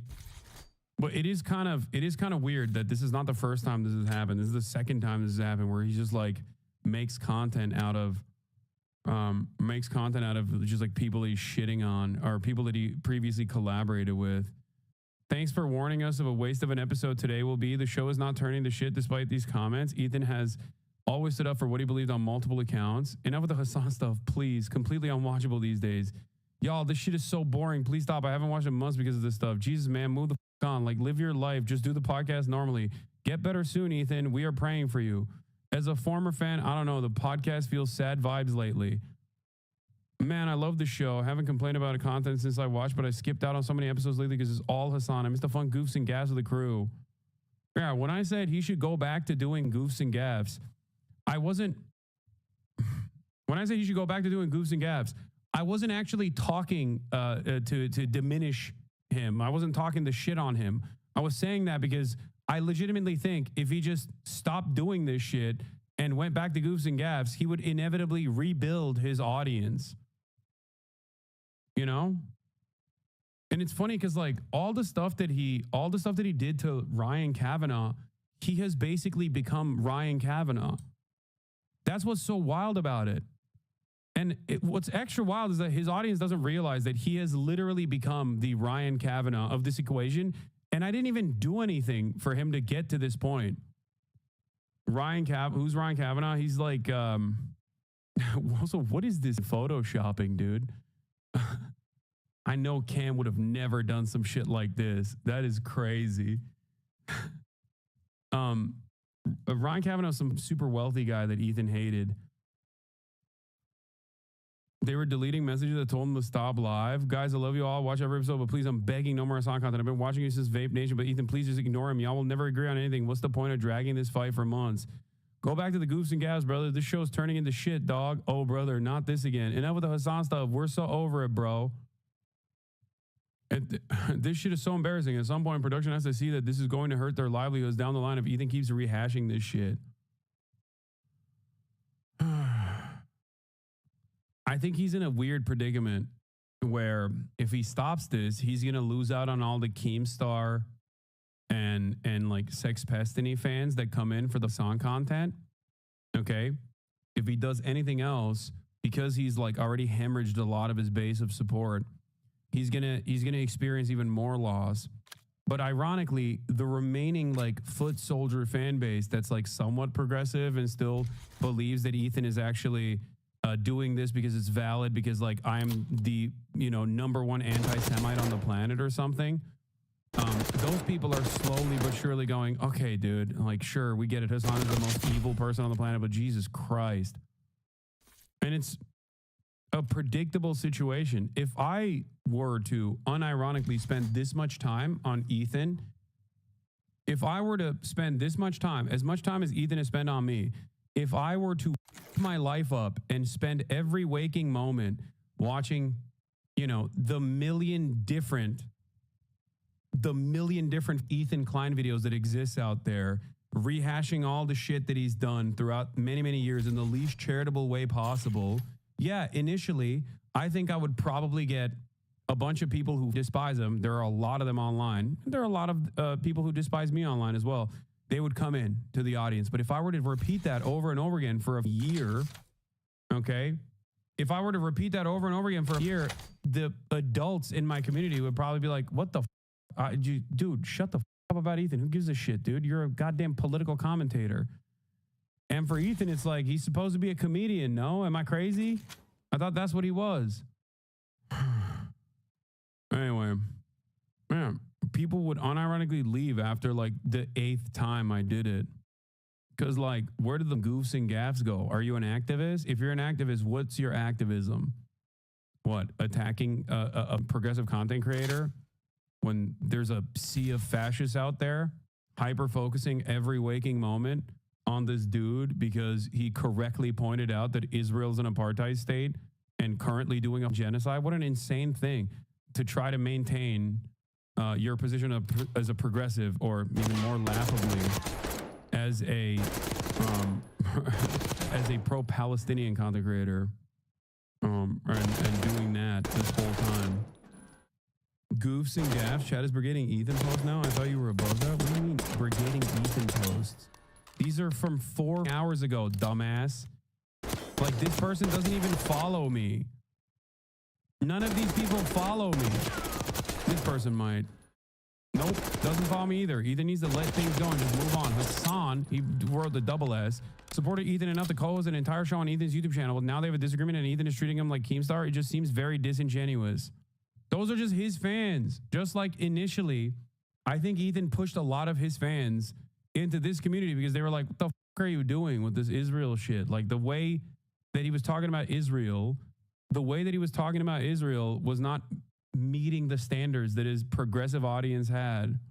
I've never watched Leftovers. I deadass thought Ethan did like celebrity content and stuff like that. Yeah, he did. He used to. And then he did politics for a little bit. And then he was like, I'm not going to do this. I'm not cut out for this. And then he thought, no, actually, I am cut out for this, but only from the perspective of saying Hassan sucks. That's his only politics, is just like actively spitting out whatever the fuck he gets from the Sex Pestiny subreddit.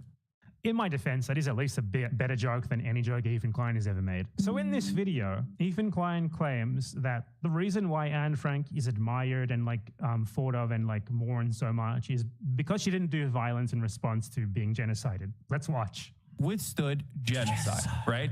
Like, he is a person whose only experience is like, it's literally like talking to Anne Frank, basically, okay? Being able to talk to Anne Frank in real time. To quote Anne Frank, I keep my ideals because in spite of everything, I still believe that people are really good at heart. Anne Frank... I'd just like to be clear, Anne Frank is wrong there. The Nazis who massacred her and her family were not good at heart. Continues to inspire generations of people because in the face of a genocide that eventually took her... That's crazy, dude. What do you mean? You like, he was making fun of your hoof shoes? That was the most valid shit I've heard only? Okay. First of all, Margiela Tabbies, that's wearable art, okay?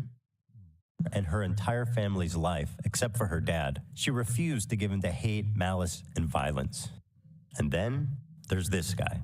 So I want to be very clear here that what Ethan Klein is implying there is that what is like important about Anne Frank's story is not that she was like this little... We didn't leave on a bad note. I was actually a fan of Leftovers, and as someone who stopped watching Ethan's content after it ended, I didn't even think you guys had left on that bad of a note. No, we didn't. This shit popped off like a year later because I think he never gave up on basically talking about Israel every now and then whenever like shit was popping off. And his audience, every time he talked about it, would understandably push back and be like, what the f are you saying, dude? So I even defended him for the next like couple of months where I was like, guys, I don't care about what Ethan is saying. People would bring up some insane shit that he was saying all the time. And I was like, I don't care. I don't give a f about what he has to say. There's, you know, more important things to cover. And also that like, I kept saying, and now I know, boy, was I wrong. I kept saying that Ethan is pro-Palestine. He's pro-Palestine. He's pro-Palestine. He's not your enemy. He's not your enemy. He's not your enemy. He's not your enemy. Okay. And I was wrong. Okay. I'm willing to admit that. I didn't know how much his opinion had changed, or rather, maybe he always had this opinion and maybe I didn't understand it or didn't want to see it. Okay. Ironically enough, that's what Ethan says about my socialism, which was never sheltered. Okay. And yeah, the 13-year-old Anne Frank should have taken up arms and gone and fought the entire Nazi army. A reasonable take. No, that's not the take here at all. Also, you changed the age. No, the take here is that saying that a Yemeni teenager that experienced genocide is very different than Anne Frank, because Anne Frank was a humanitarian, even though she was experiencing a genocide, is ridiculous. Like, what the f?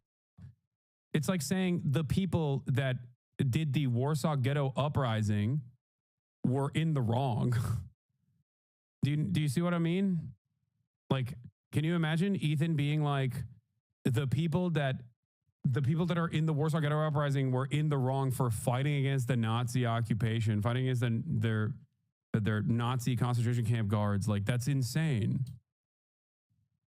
Little child who tried to hide from a genocide and was eventually found and tragically massacred by genocidal Nazis for nothing more than her race. But it seems that Ethan Klein legitimately is implying here that if Anne Frank had actually fought back, if she had hated the people who were trying to massacre her and everyone who happened to share an ethnicity with her, that would have delegitimized her, that she would not be famous or anything, that would have delegitimized her, that she would not have merited being famous or anything, and that it's delegitimizing for people who are victims but who do hate their oppressors and who do want to fight back against them to do so. So basically the implication is that if Anne Frank had fought back, then she would have deserved it.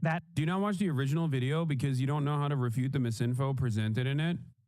Do you, as a 7-month subscriber who's given me a total of $35, genuinely think that I am incapable of refuting the misinformation created by Ethan Klein? You've been following me since 2020.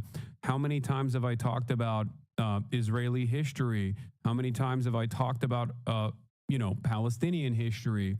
How many times have I actually pulled in academics to directly refute all of these things that Ethan Klein is bringing up in his goddamn content puke?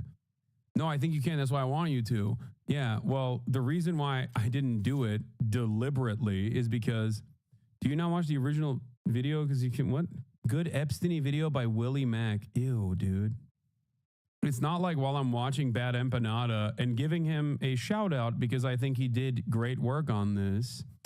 I'm not refuting in real time what the many different instances of misinformation Ethan has presented.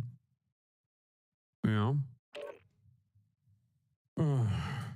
Willie Sloptube voluntarily posting a Willie Sloptube video in the chat. Jesus Christ. That resistance to racial genocide is bad, and the only virtuous thing to do in the face of it is to not fight back and just sort of hide or kind of lie down and just hope they don't come for you. I guess he really hated resistance groups who fought back against the Nazis, who didn't lie down. That seems to be his mentality anyway. And that really sums it up, and I think it explains really well why he hates people who fight back against Israel in any way, whether it's protests, donations, blockades, or actual resistance, so much. That's his mentality, summarized perfectly. All right. I think that's good enough. I don't know. I don't know what else he's refuted in his video, and I also don't know what else Ethan has said in his video, with the exception of these clips that I have seen. But I will consistently repeat my position that I'm not watching it, but I will watch it with Ethan, alongside Ethan, if he would like me to do so. Okay. Watch the bombing. Watch it. Why not just use your own brain to comment on the video? I did. And not only did I... Wait. He didn't defend Israel at every turn. He just wanted a shred of empathy from Hassan to understand why people in Israel feel the way they do. I know why people in Israel feel the way that they do. I've also had Israelis on this broadcast numerous times. I'm about to have... I don't want to leak it, okay? So I'm not going to say anything. But I'm going to have someone on the broadcast very soon, also from Israel. And perhaps one person from Palestine as well. Now, having said that, that's great. Yeah, dude, I had people from Israel on this broadcast in the month of October in 2023. So why the is Ethan Klein on an extended crash out like this? Think, chatter, think. It's because it's too embarrassing for him to actively be like, oh my God, I love Israel and all the death and destruction. So he just has to resort to being like, oh no, it's my feelings that are hurt in this process. And it's my feelings that no one is entertaining. And it's like, yeah, of course nobody gives a fuck about your feelings, dude. What the fuck are you talking about? If Ethan has a Palestinian on, does that make him pro-Palestine? Has Ethan had a Palestinian person on his broadcast? Because I would love to watch that. Okay? And no, the Israeli citizens that I had on were not pro-Israel. What are you, dense? They were anti-Zionist themselves. I'm not pro-Israel. I'm anti-Israel. Hello? Israel is a apartheid state. I'm not saying I'm pro-Israel. I am, however, saying that obviously people who are, what about sex pestiny? You can't be serious, dude. Yeah, Ethan's going to have son of Hamas on. He has talked to both sides. Yeah, you all. I like that you already know he's done sex crimes, okay? And you're still using him as a talking point here. You're like, what about my favorite content creator who is a sex pest? Like, you should be a little bit more embarrassed than to bring this up. Yeah. Anyway, in terms of the refutation, yes, there are plenty of people. There are plenty of people you can talk to make it seem as though you're approaching this. Why dodge it then? Dodge what? What are you talking about? What am I dodging? I'm the one who says I want to literally talk to. I am the one who is saying I want to talk to Ethan. He's the one who is running away because he cannot take any pushback whatsoever because Ethan is a coward. The only people that he can get highs off of is dunking on random TikTok kids that are super dumb, okay, or just pearly things. And when he actually talks to a person who is knowledgeable on the issues that he wants to debate on, he looks like a fool, even when that person was his friend and tried to very gently explain to him what was up. That led to an extended crash out over the course of an entire year. Just say he's pro-Palestine? No, I'm not going to say he's pro-Palestine. Okay, you in like 30 seconds went to a TikTok stream to brainwash them? Yes, dude. Yes, Dean and Parker and all of these people are actually just dumbasses, right? They're so easily brainwashed. Come on, dog. You really think so? I'm not talking about people like Dean, dumbass. I'm talking about that one random TikToker that he had on that he was shitting on. Or the Nexium sex cult guy, or just pearly things. Okay? If you want me to watch the H3 nuke, I said I would do it alongside Ethan. By the way, I was having the one Palestinian he had on was that insane Sneeko fan you met at the encampments. Oh, that freak. Ugh. Yeah. That he also literally said was a fan of mine when the dude himself didn't know who the guy was and realized I had clout, so he acted like he was a fan and then called me the F slur like literally a month ago. Yeah, real fan that guy was.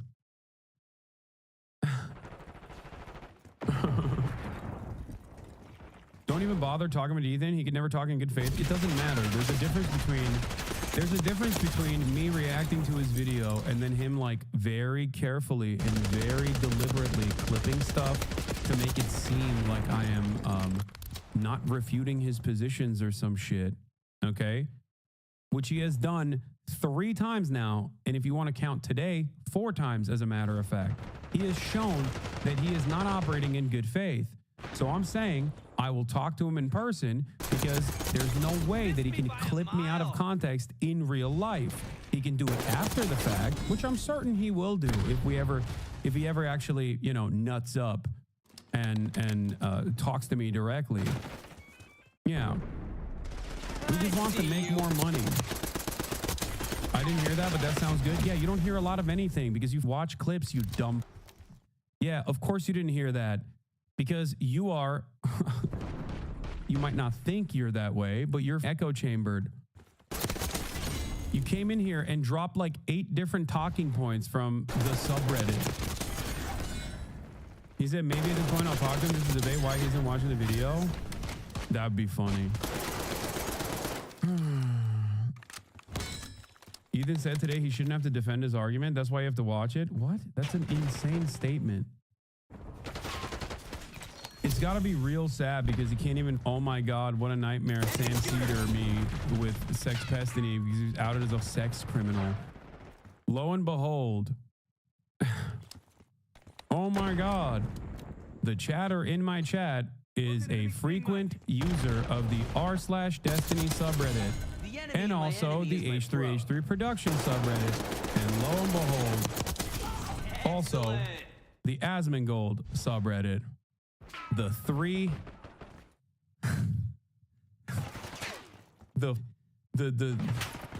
heads on Mount Rushmore, dude. The trifecta, the triple Monty.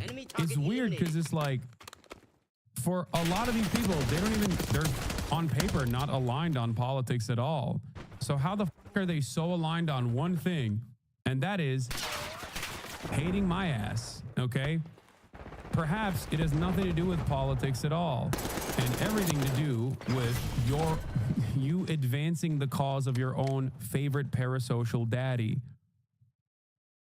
What is this? Oh, this is from DGG. They're also in DGG watching right now as well, which makes it even funnier. I watch most of Asmon's perspective. I would generally agree. It doesn't seem like Asmon's audience does. I feel like rather than commenting on Pierce's version of the debate, Asmon's react video of it is up. If D-Man could get good favor with Asmon, it could be a lot of good crossover there. I reckon he would still bring Destiny on despite allegations. Honestly, don't ever rule that out. I think it's fine, even if he does that. That's just I think that's the one group of people that his fan base still understandably despises, despite his attempts to make it seem as though I've poisoned the well against Destiny. What? Please watch the 4th video on the playlist.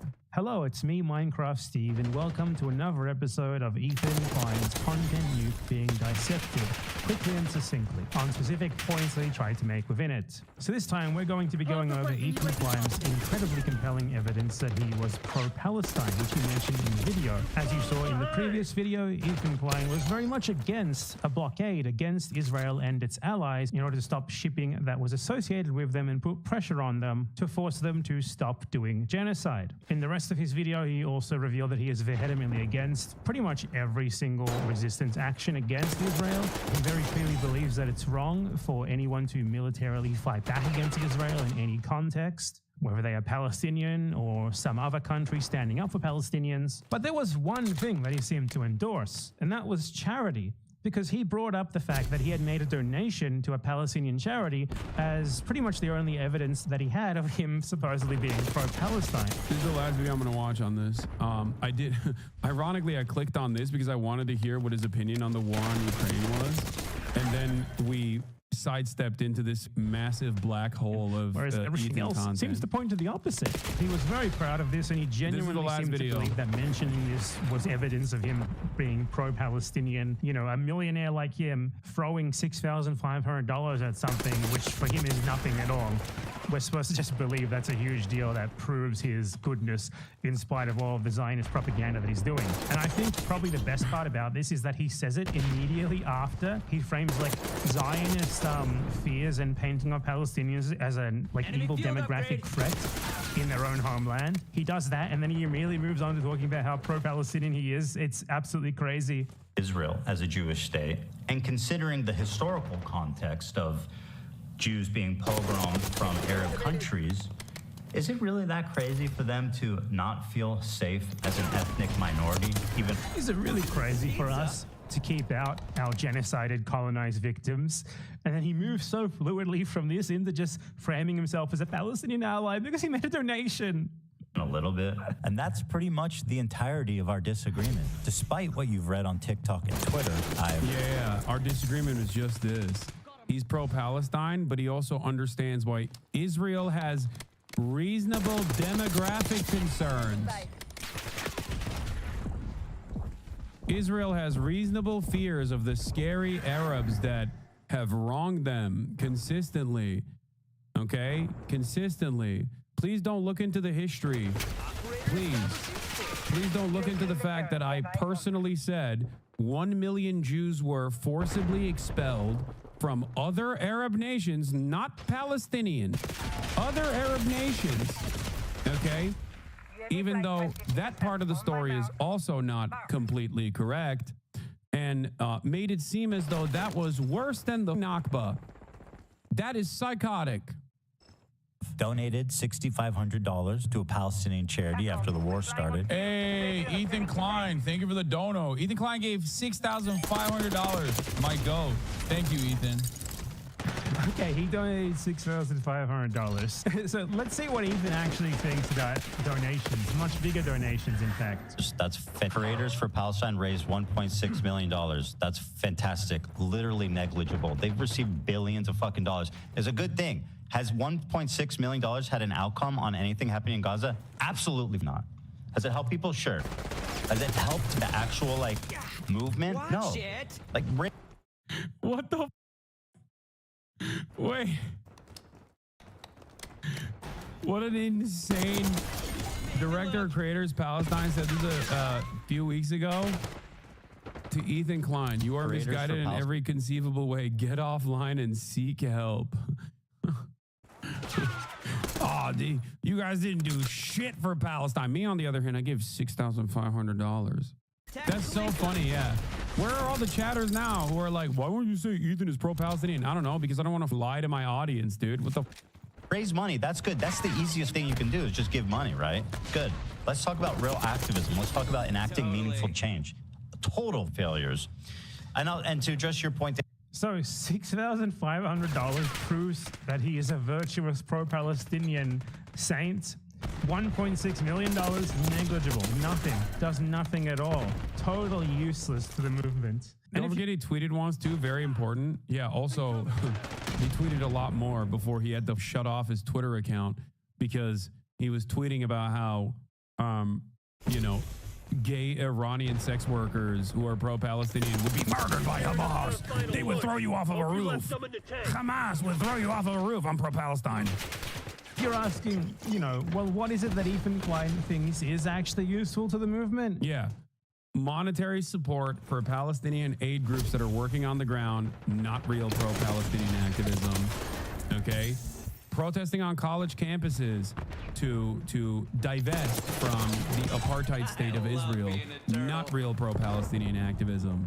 What is real pro-Palestinian activism? Saying Joe Biden is actually a great president after he was directly responsible for the ethnic cleansing of Palestinians. And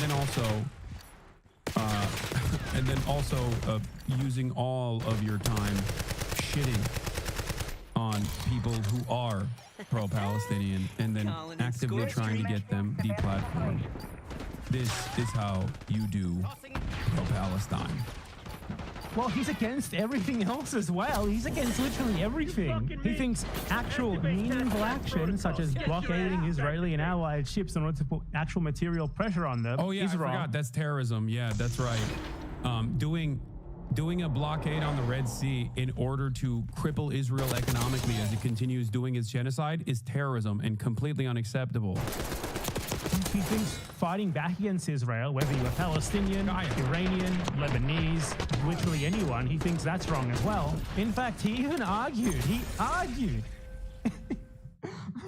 He argued in this video that wanting to blockade Israel, to put pressure on Israel and its population, to force the government to stop doing genocide in Gaza, he argued that's the same as supporting the Holocaust. Look, I'm not kidding. I know it sounds unbelievable. I know it sounds like I'm making it up. But he literally goes from Hassan Piker like talking about how the intention of the blockade is to put pressure on Israel to cause discontent among the population so they stop doing genocide, they leave Israel or some stuff like that because they can't get their frivolous little treats anymore like their Amazon Prime deliveries. And Ethan Klein's reaction is to straight up say, oh, you want them to be in death camps, don't you? That's what you're saying. You have to understand, this is a deterrence. Israeli society is going to start getting upset. They're going to be like, I can't get my treats. I can't get my Amazon Prime deliveries. What the is going on? I hate this. Israel sucks. I'm leaving Israel. That's the goal.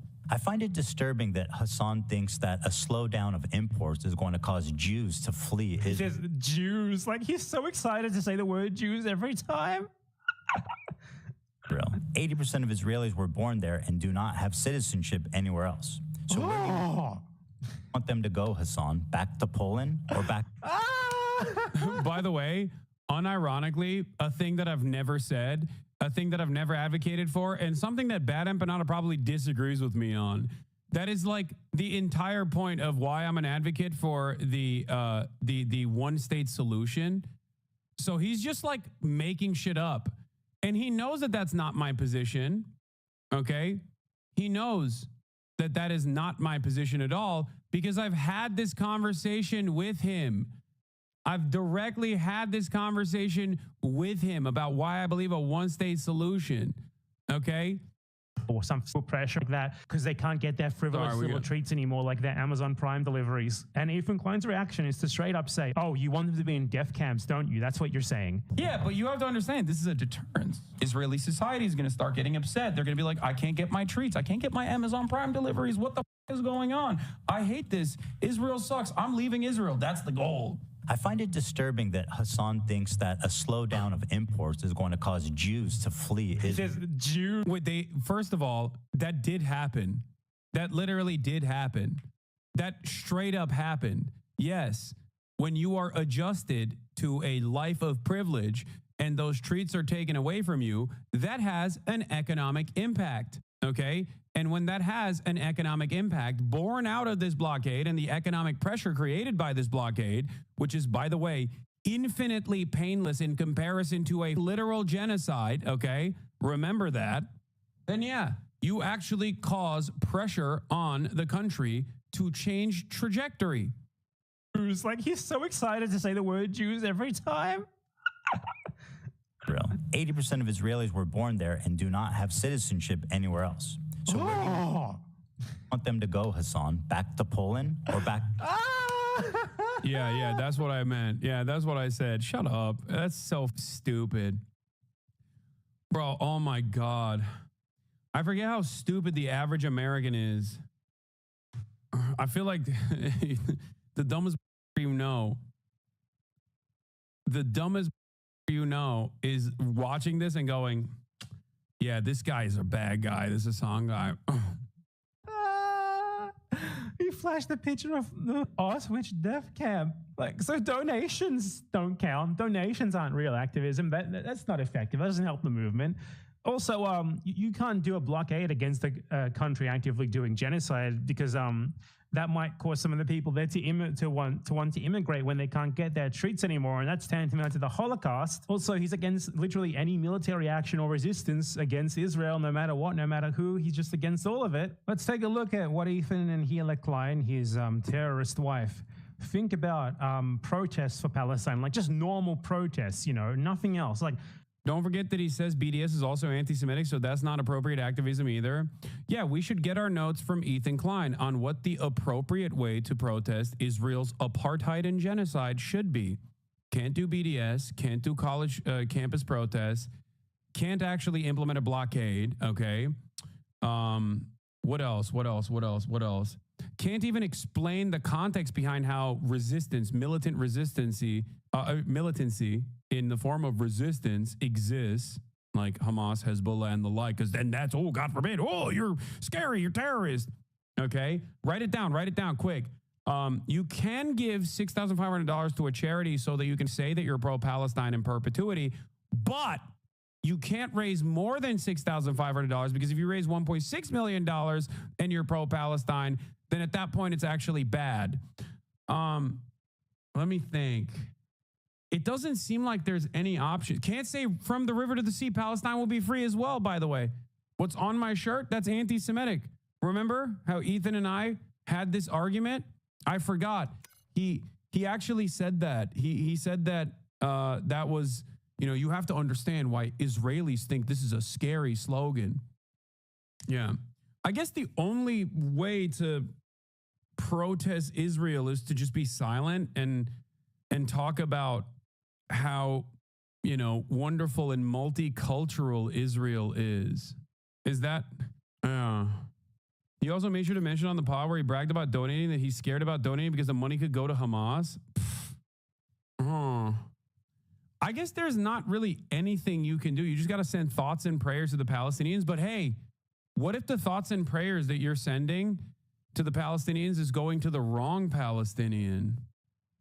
Like, what if that Palestinian has had a mean thought about the state that has eviscerated his parents at some point in his life, or definitely blew the school that he used to go to? What if that Palestinian child now has a mean opinion about Israel? Then you can't do that either. No, I don't think you can do thoughts and prayers either. I've decided that's also anti-Semitic.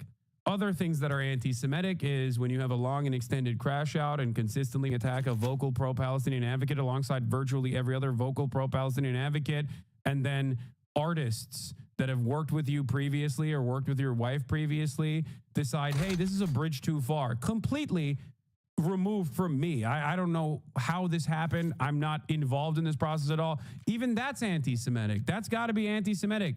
If you don't work with my wife, you're anti-Semitic. How could this have happened? How could this have happened? I'm so pro-Palestine. Why won't people understand I'm so pro-Palestine? Oh, also, you can't say, yeah, I mean, obviously is this actually the original account? Enjoy your drugs and being a sex worker. Hamas would kill you on the spot.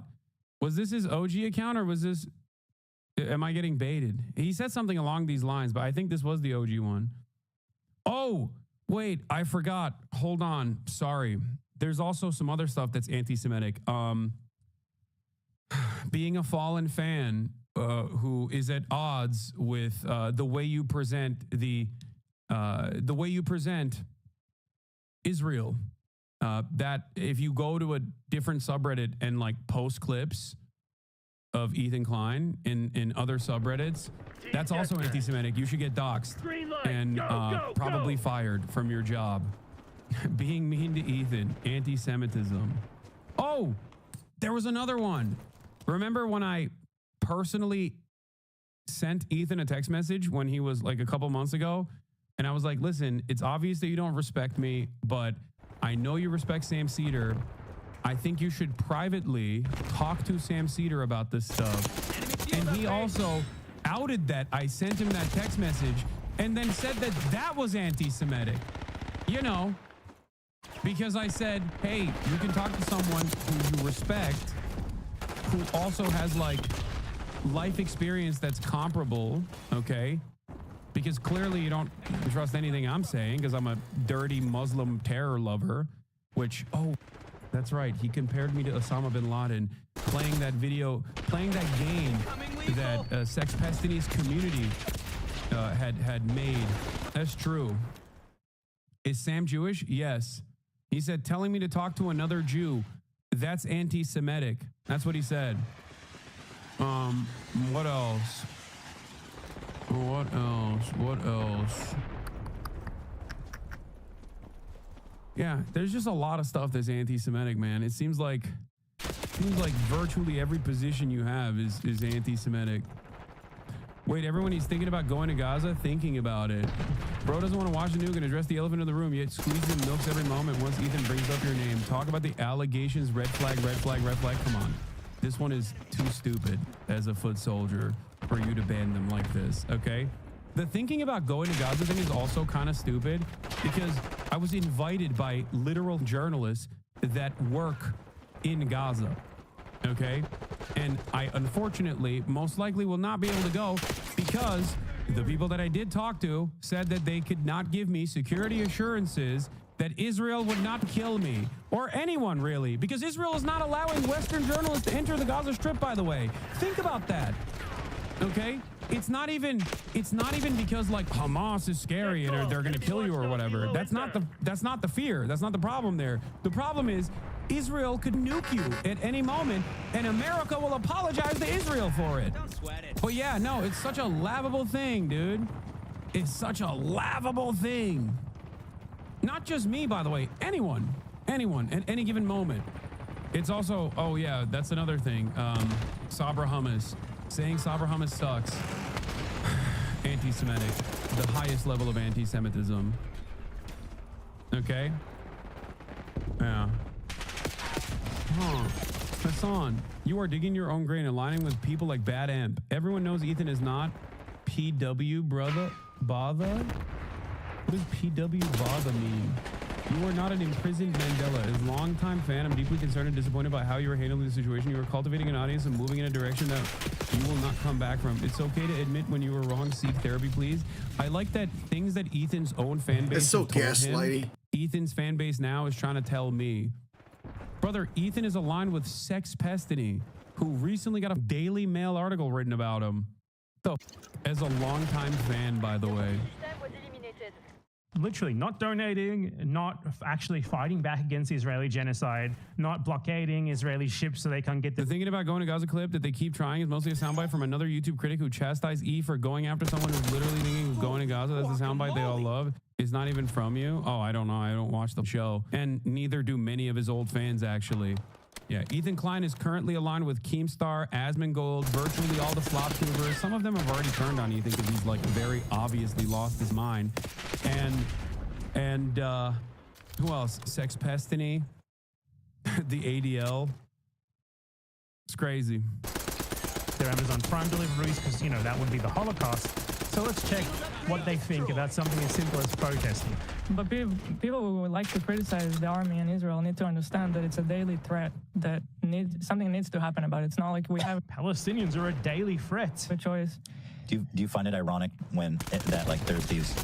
When you talk about privilege, let's talk about someone who's going to UC Berkeley, paid by their parents $200,000. You got Myron defending you? No, he's not, dumbass. Get out of here.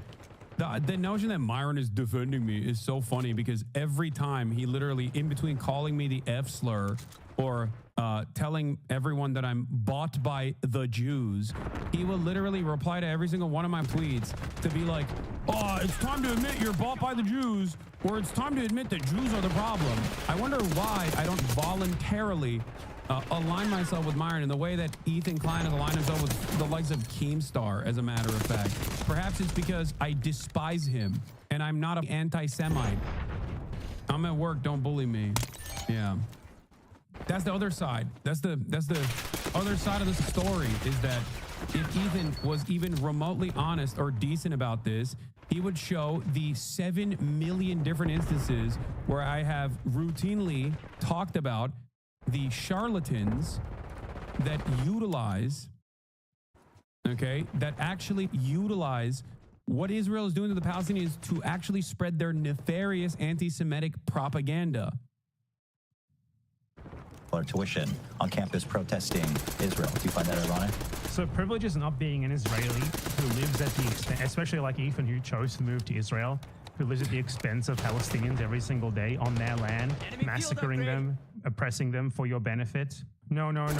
Privilege is protesting for those people. I do. When I lived in Israel, these are millionaires, by the way. I used to criticize Israel a lot. Yeah, like, as an Israeli. Yeah. As an Israeli. Only the people who benefit from the settler colonial project are allowed to criticize. I'm sorry for interjecting so much. It's just so bad.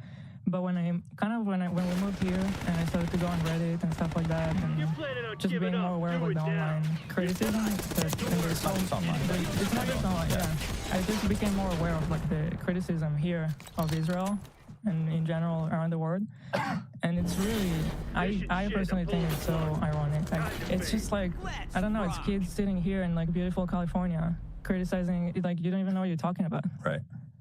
Yeah, totally. Yeah. I mean, it's easy to reduce. It's funny because, like you said, when you're in Israel, you're super critical of the government. You're like, dude, you're expanding the West Bank. That's bullshit. You know, the government's turning off water and Gaza doing weird shit to control, make land grabs and stuff. Yeah. And that kind of stuff is like, yo, what are you guys doing?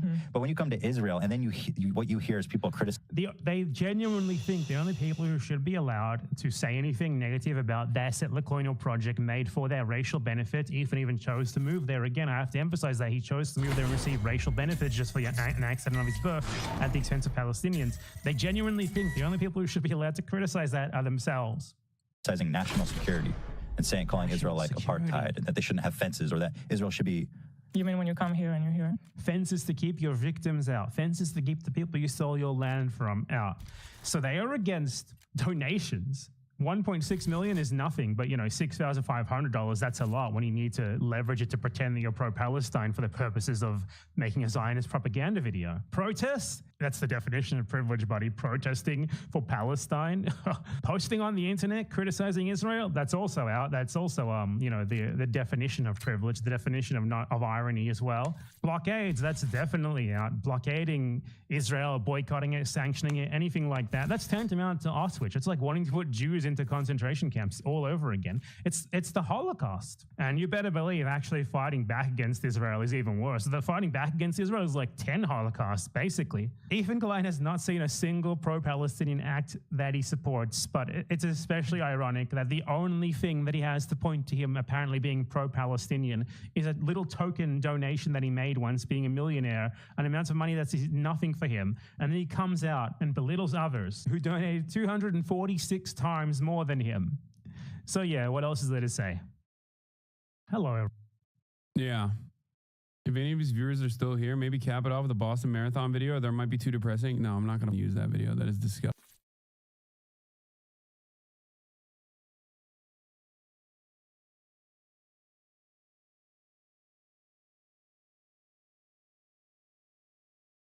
Really quickly before we get onto the Ethan Klein, Bad Empanada Hassan, and NSR video. Before we get into that, I do want to talk about the Amaranth Nazi track, which has also been a very bizarre turn of events. I don't understand why it's been happening, but okay, I guess. This is the bit. I just got punched for no reason. You use the meme anytime someone does something terrible and is like, I can't believe it. It's just happening to me for no reason. I'm the worst version of myself, and yet people don't like me. It's so terrible. I can't believe this. Oh, God. So, a lot of stuff to talk about, okay? A lot of stuff to talk about. What the hell?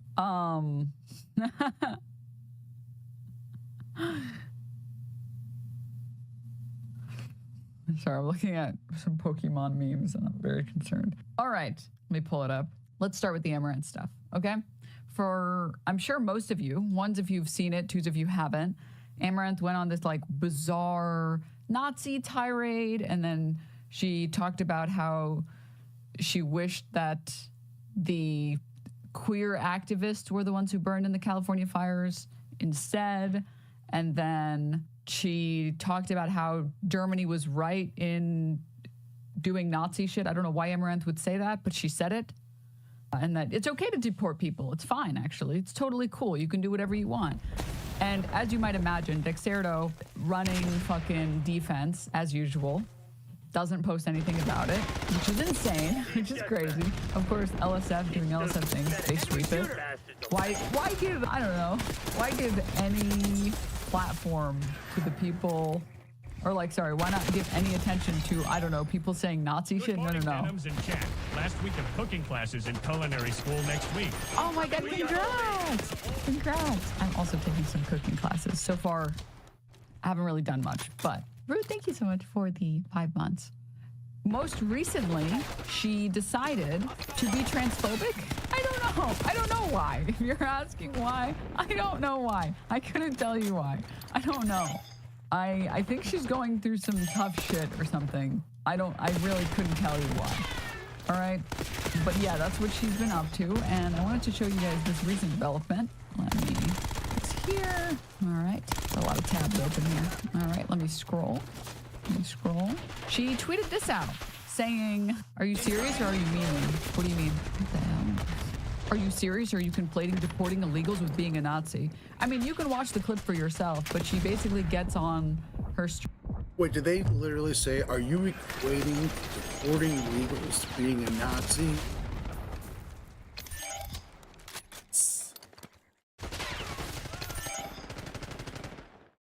Yes. Asshole.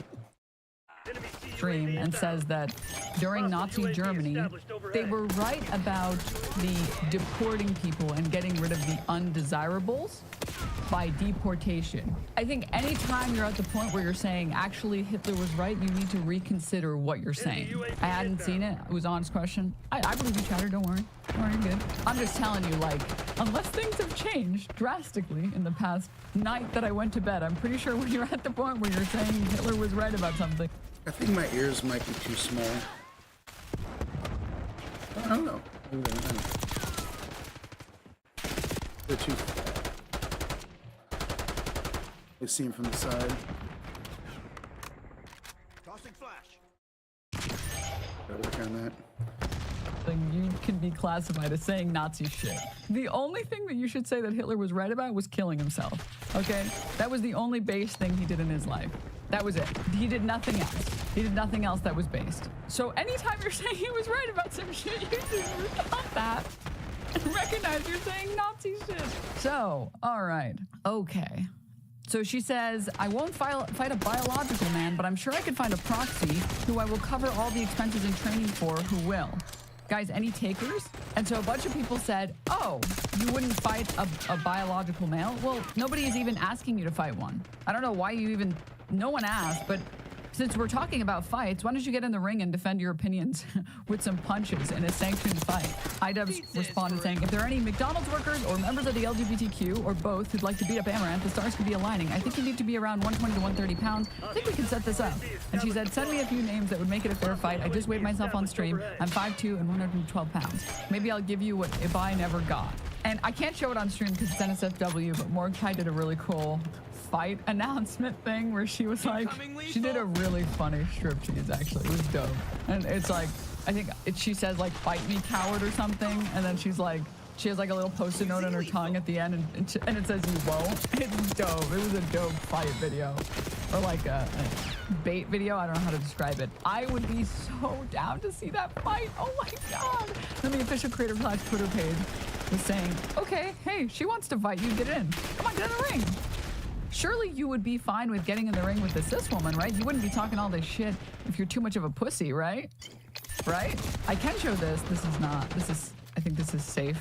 This is safe for work. Hey, Amaranth, we heard Mordecai wants to fight. No chance. She's too scared to step off Twitter. Oh my God, dude. This would be so dope. This would be so dope, dude. Oh my God. I want to see this so bad. I want to see this so bad. Oh my God. Morg return her to smear. I believe in Morg. Do it. Do it. All right. She didn't even say she was against the Nazi death camps in the clip. She said she only says that the torturing of the Jews was bad, implied everything else was fine. Yeah. Isn't Mordecai like 6'9", LMAO? Wait, you're right. I'm sure they can find other people though. There are a lot of women that are small and don't weigh that much and are down to fight. You're right. I always forget that Amaranth is so small because she doesn't look tiny, and I always forget that Mordecai is really tall. I mean, I am an average height woman. Okay, I'm 5'5". I'm perfectly average. I'm perfectly average. I'm not too small. Stop calling me that. But Mordecai's like 5'8" or 9". She was way taller than me in person, and then Amaranth is way shorter than me in person because she's 5'2". And height doesn't matter, class based on weight.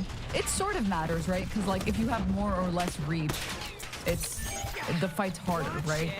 If you have less reach than your opponent, your punches won't connect, but theirs will. So height matters a little bit in so much as like carryover for the wingspan. Weight obviously is more important than everything else. Literally more important than everything else, but yeah. Height still matters a lot. In the rules, it's not against the rules or anything, unlike weight. Yeah, again. You can win fights against people that are taller than you by like a good amount. Also, like both of these people would be amateur fighters, so it's not the same as like putting experienced fighters together where like every single difference matters a lot. So, dude, they would get so much money if they could get this fight together. If Amaranth isn't a total fucking pussy and is down to get in the ring for a sanctioned fight, oh my God, dude. Oh my God, it'd be so dope. It would be so dope. That would be so cool. I would pay good money to see that. Oh my God. Is Amaranth an OTK? No, she's not part of any content org. I'm 6'3", 165. Damn, what the? You're kind of repping streaming a little bit. That's kind of dope. Maury's like 6'12". No, she's like 5'8" or 9. Which again is still like insane height advantage, but whatever. Do you want to fight her? Chat. I need every brain cell I have, okay? I need every brain cell that I have. The last 3 that I have, I need them. I need them really bad, all right? And I would lose. I'm a gamer, okay?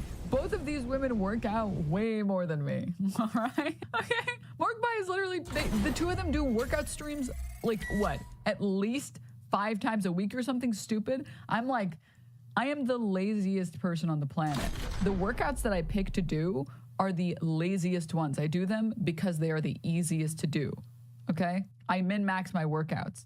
I need it to be simple, straightforward, and short. Morg is 170 centimeters. What the fuck, centimeter? I'm an American. What is 170 centimeters? She's 5'5"? Well, she felt way too, maybe she was just wearing huge heels. I thought she was taller than that. Really? Then that's a fair fight. I mean, like,